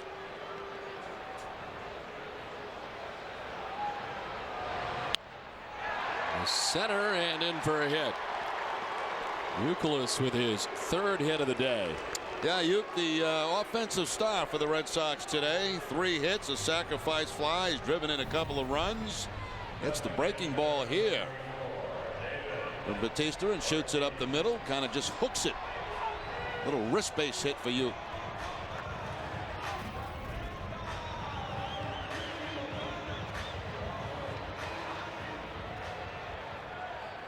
Well, Youkilis at first base. Here's David Ortiz, who has been on base twice today, does not have a hit. 0 for 2 with 2 walks. And they take strike 1 from Lopez.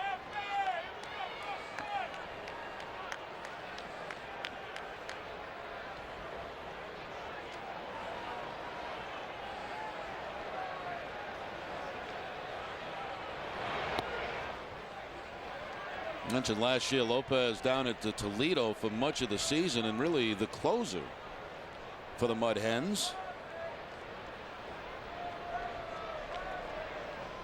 He's already gone an inning and a third. Came on in the 6th inning. He's given up a base hit to begin the 8th. Now the 1-1. Ortiz glancing at foul off to the left. On top of the lineup for the Red Sox today, Pedroia with a couple of hits, Youkilis with 3 hits, so 5 up there. Couple for Veritek, couple for Lugo.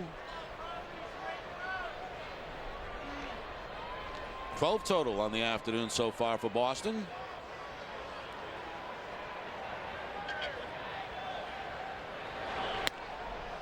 Nice job today too by Daisuke Matsuzaka. 6 2/3 shutout pitching. That's back-to-back very strong outings for Daisuke and a strong final 3 innings in his first outing.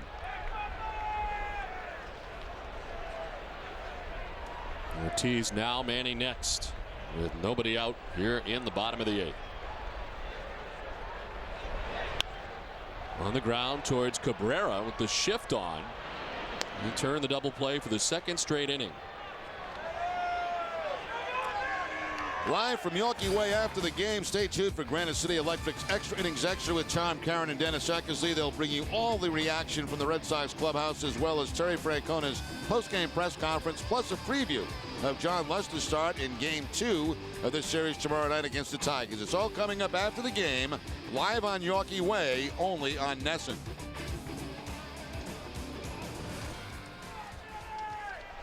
So we'll see John Lester against Jeremy Bonderman as Ramirez fouls this pitch off. Lester 1-1. Jeremy Bonderman 0-1.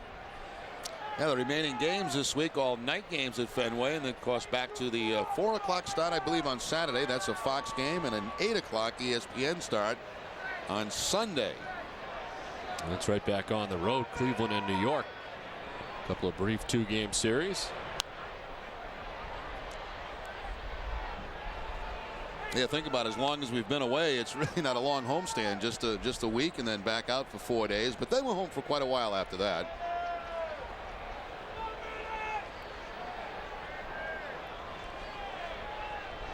That combination back together again. Brad Mills and Terry Francona.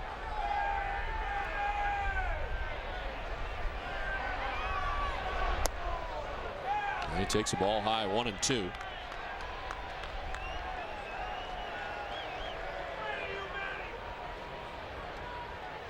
Lopez now thrown 31 pitches since coming into the game. He's had a couple of key double plays, 2 outs here in the 8th.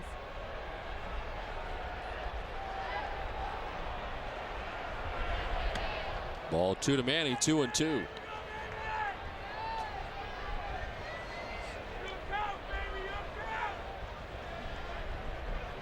Mike Lowell waiting on deck.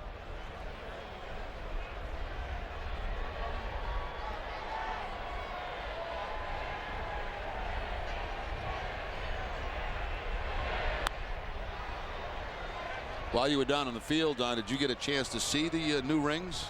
I did. very, very nice. Yeah, they had some pictures of him we saw. They look beautiful. Got the 2 Red Sox on him. Did a very nice job. Apparently, John Henry again. A big part of the creation of the rings. 07 is on the left. Of course, the 04 ring on the right.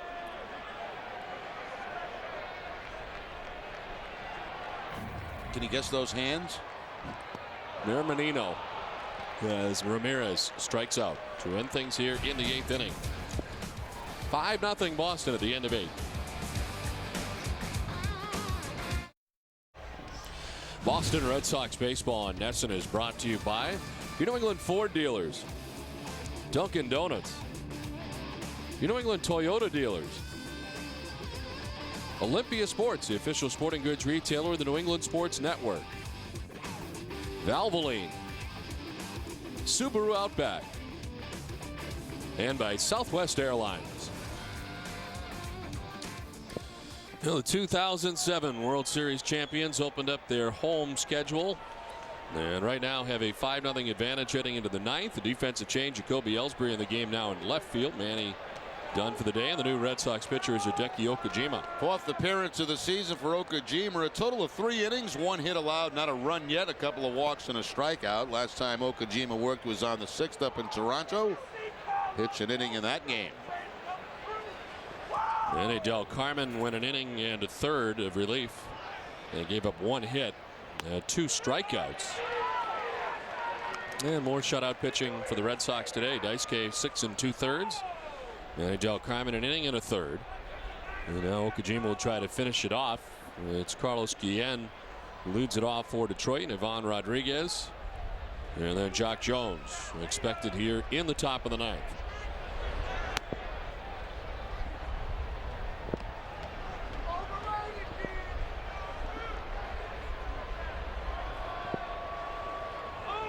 Guillen 0 for 3. He's flied out 3 times and has used all 3 outfielders. Fly to right, fly to left, and fly to center. Gets something in his eye.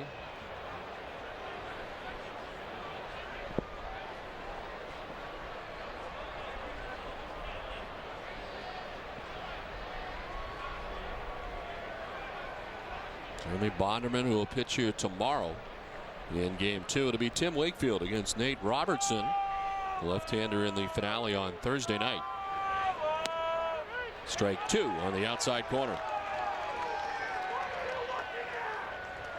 There's Nate Robertson. Got a no decision in his first outing. And Tim Wakefield, who did not have a decision in his first outing in Toronto.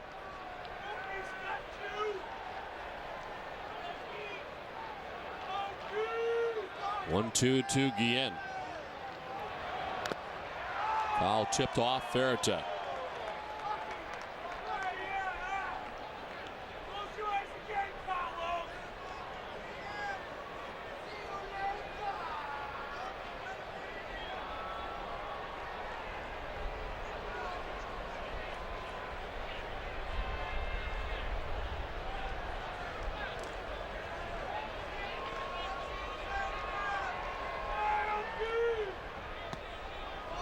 Two and two now to Guillen.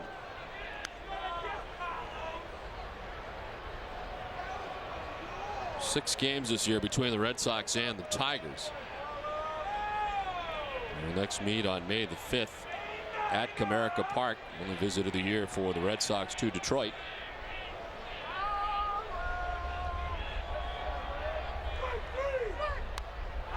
Some fouled off back into the seats. I believe that's a 4-game series that we have in Detroit.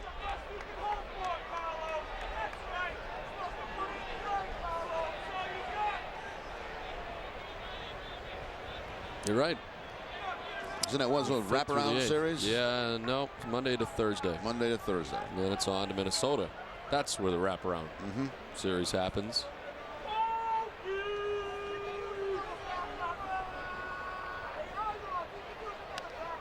Foul back to the backstop, and it hangs at 2-2 to Carlos Guillen. It's going to be a messed up picture for that guy behind the screen. He was taking a picture. The foul ball came back, and the camera went straight up in the air. So he got a good shot of the sky. See, cell phone picture. Watch this. Whoa, kind of a late reaction. A good shot of the baseball, maybe.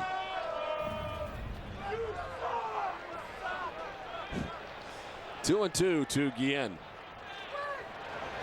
Swing and a miss, and he strikes out. Okajima gets him to begin the ninth. Split-fingered fastball for Okajima to pick up the strikeout. So Del Carmen came in, had a couple of strikeouts, and now Okajima with the okie dokie to pick up the strikeout. Really has Guillen lunging on a pitch way off the plate. Well, in between innings here at Fenway Park, they announced that Neil Diamond will be coming to Fenway Park. We found out the date. It is going to be August 23rd. Neil Diamond will sing Sweet Caroline here at Fenway Park. For ticket info, neildiamond.com. Part of his 2008 World Tour. Going to take a stop here right at Fenway. Hope we're working that day, the 23rd. I hope it's not a national game. Let's see. We'll be on the road in Toronto. What? Yes. We'll be away. August 23rd, we're away, and he's singing. August 23rd, he's going to sing right here, and you're going to be at the Rogers Center in Toronto. Maybe you could get it off. Wait a minute. I thought he was supposed to be here to sing Sweet Caroline. I think he's singing more than just that song. Oh, he's got a whole concert here. Yeah. Oh, I'm sorry. I misunderstood. I thought he was going to come out and sing Sweet Caroline here. No, he's going to do a whole concert apparently. Oh, okay. On August 23rd, so you get tickets. NeilDiamond.com. Swing and a miss. That would be a little strange because there would be nobody here.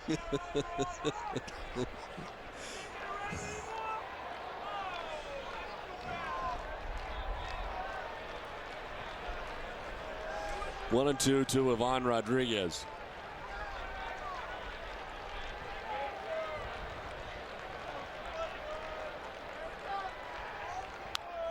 Line down the left field line, foul. Back into the seats. A hot shot.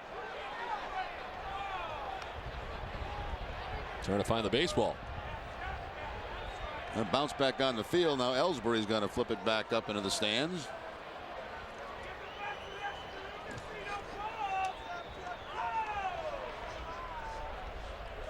One down, a count of 1-2 to Ivan Rodriguez.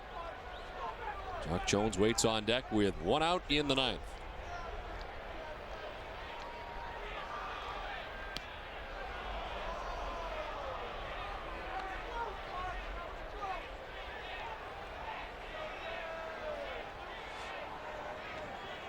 There's Jock Jones. Tigers have been held to 5 hits today. Red Sox pitching with 10 strikeouts. 7 for Daisuke, 2 for Manny Del Carmen, 1 for Okajima. To center field, Crisp headed back. Now headed over, and he makes the catch on the track. He was headed straight back. It seemed to curl away from him, and Coco was able to run it down on the warning track. Boy, he really made a nice adjustment on that. That ball was way to his left, and as he turns around and realizes that he better get quickly to his right, and he does, tracks it down right in front of the wall. Nice play by Coco. I think that Breeze played a little game with that baseball.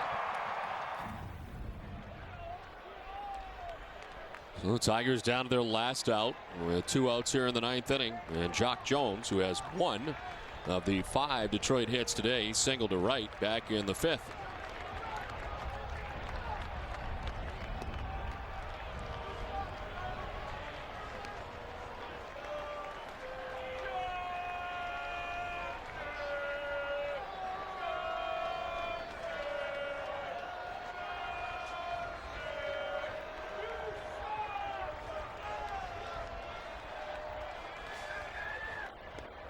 Swing and a miss, and it's a ball and a strike now to Jock Jones.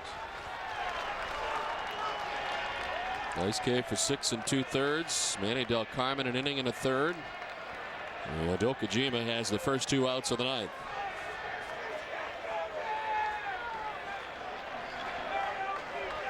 And the Tigers trailing by 5 runs as they bat with 2 outs in the ninth inning. With a loss would fall to 0-7 to open up this 2008 campaign.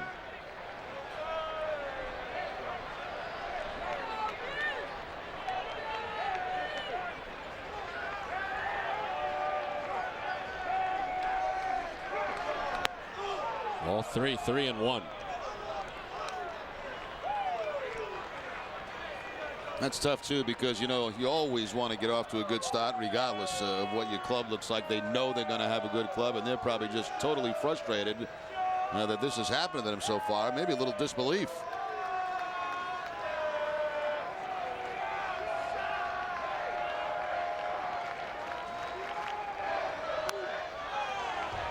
And it's like when good hitters go in slumps, somebody will eventually pay, and I have a feeling a lot of teams will pay against the Tigers this year. Those teams in the AL Central, they will play so much. Full count to Jock Jones, 2 down here in the 9th.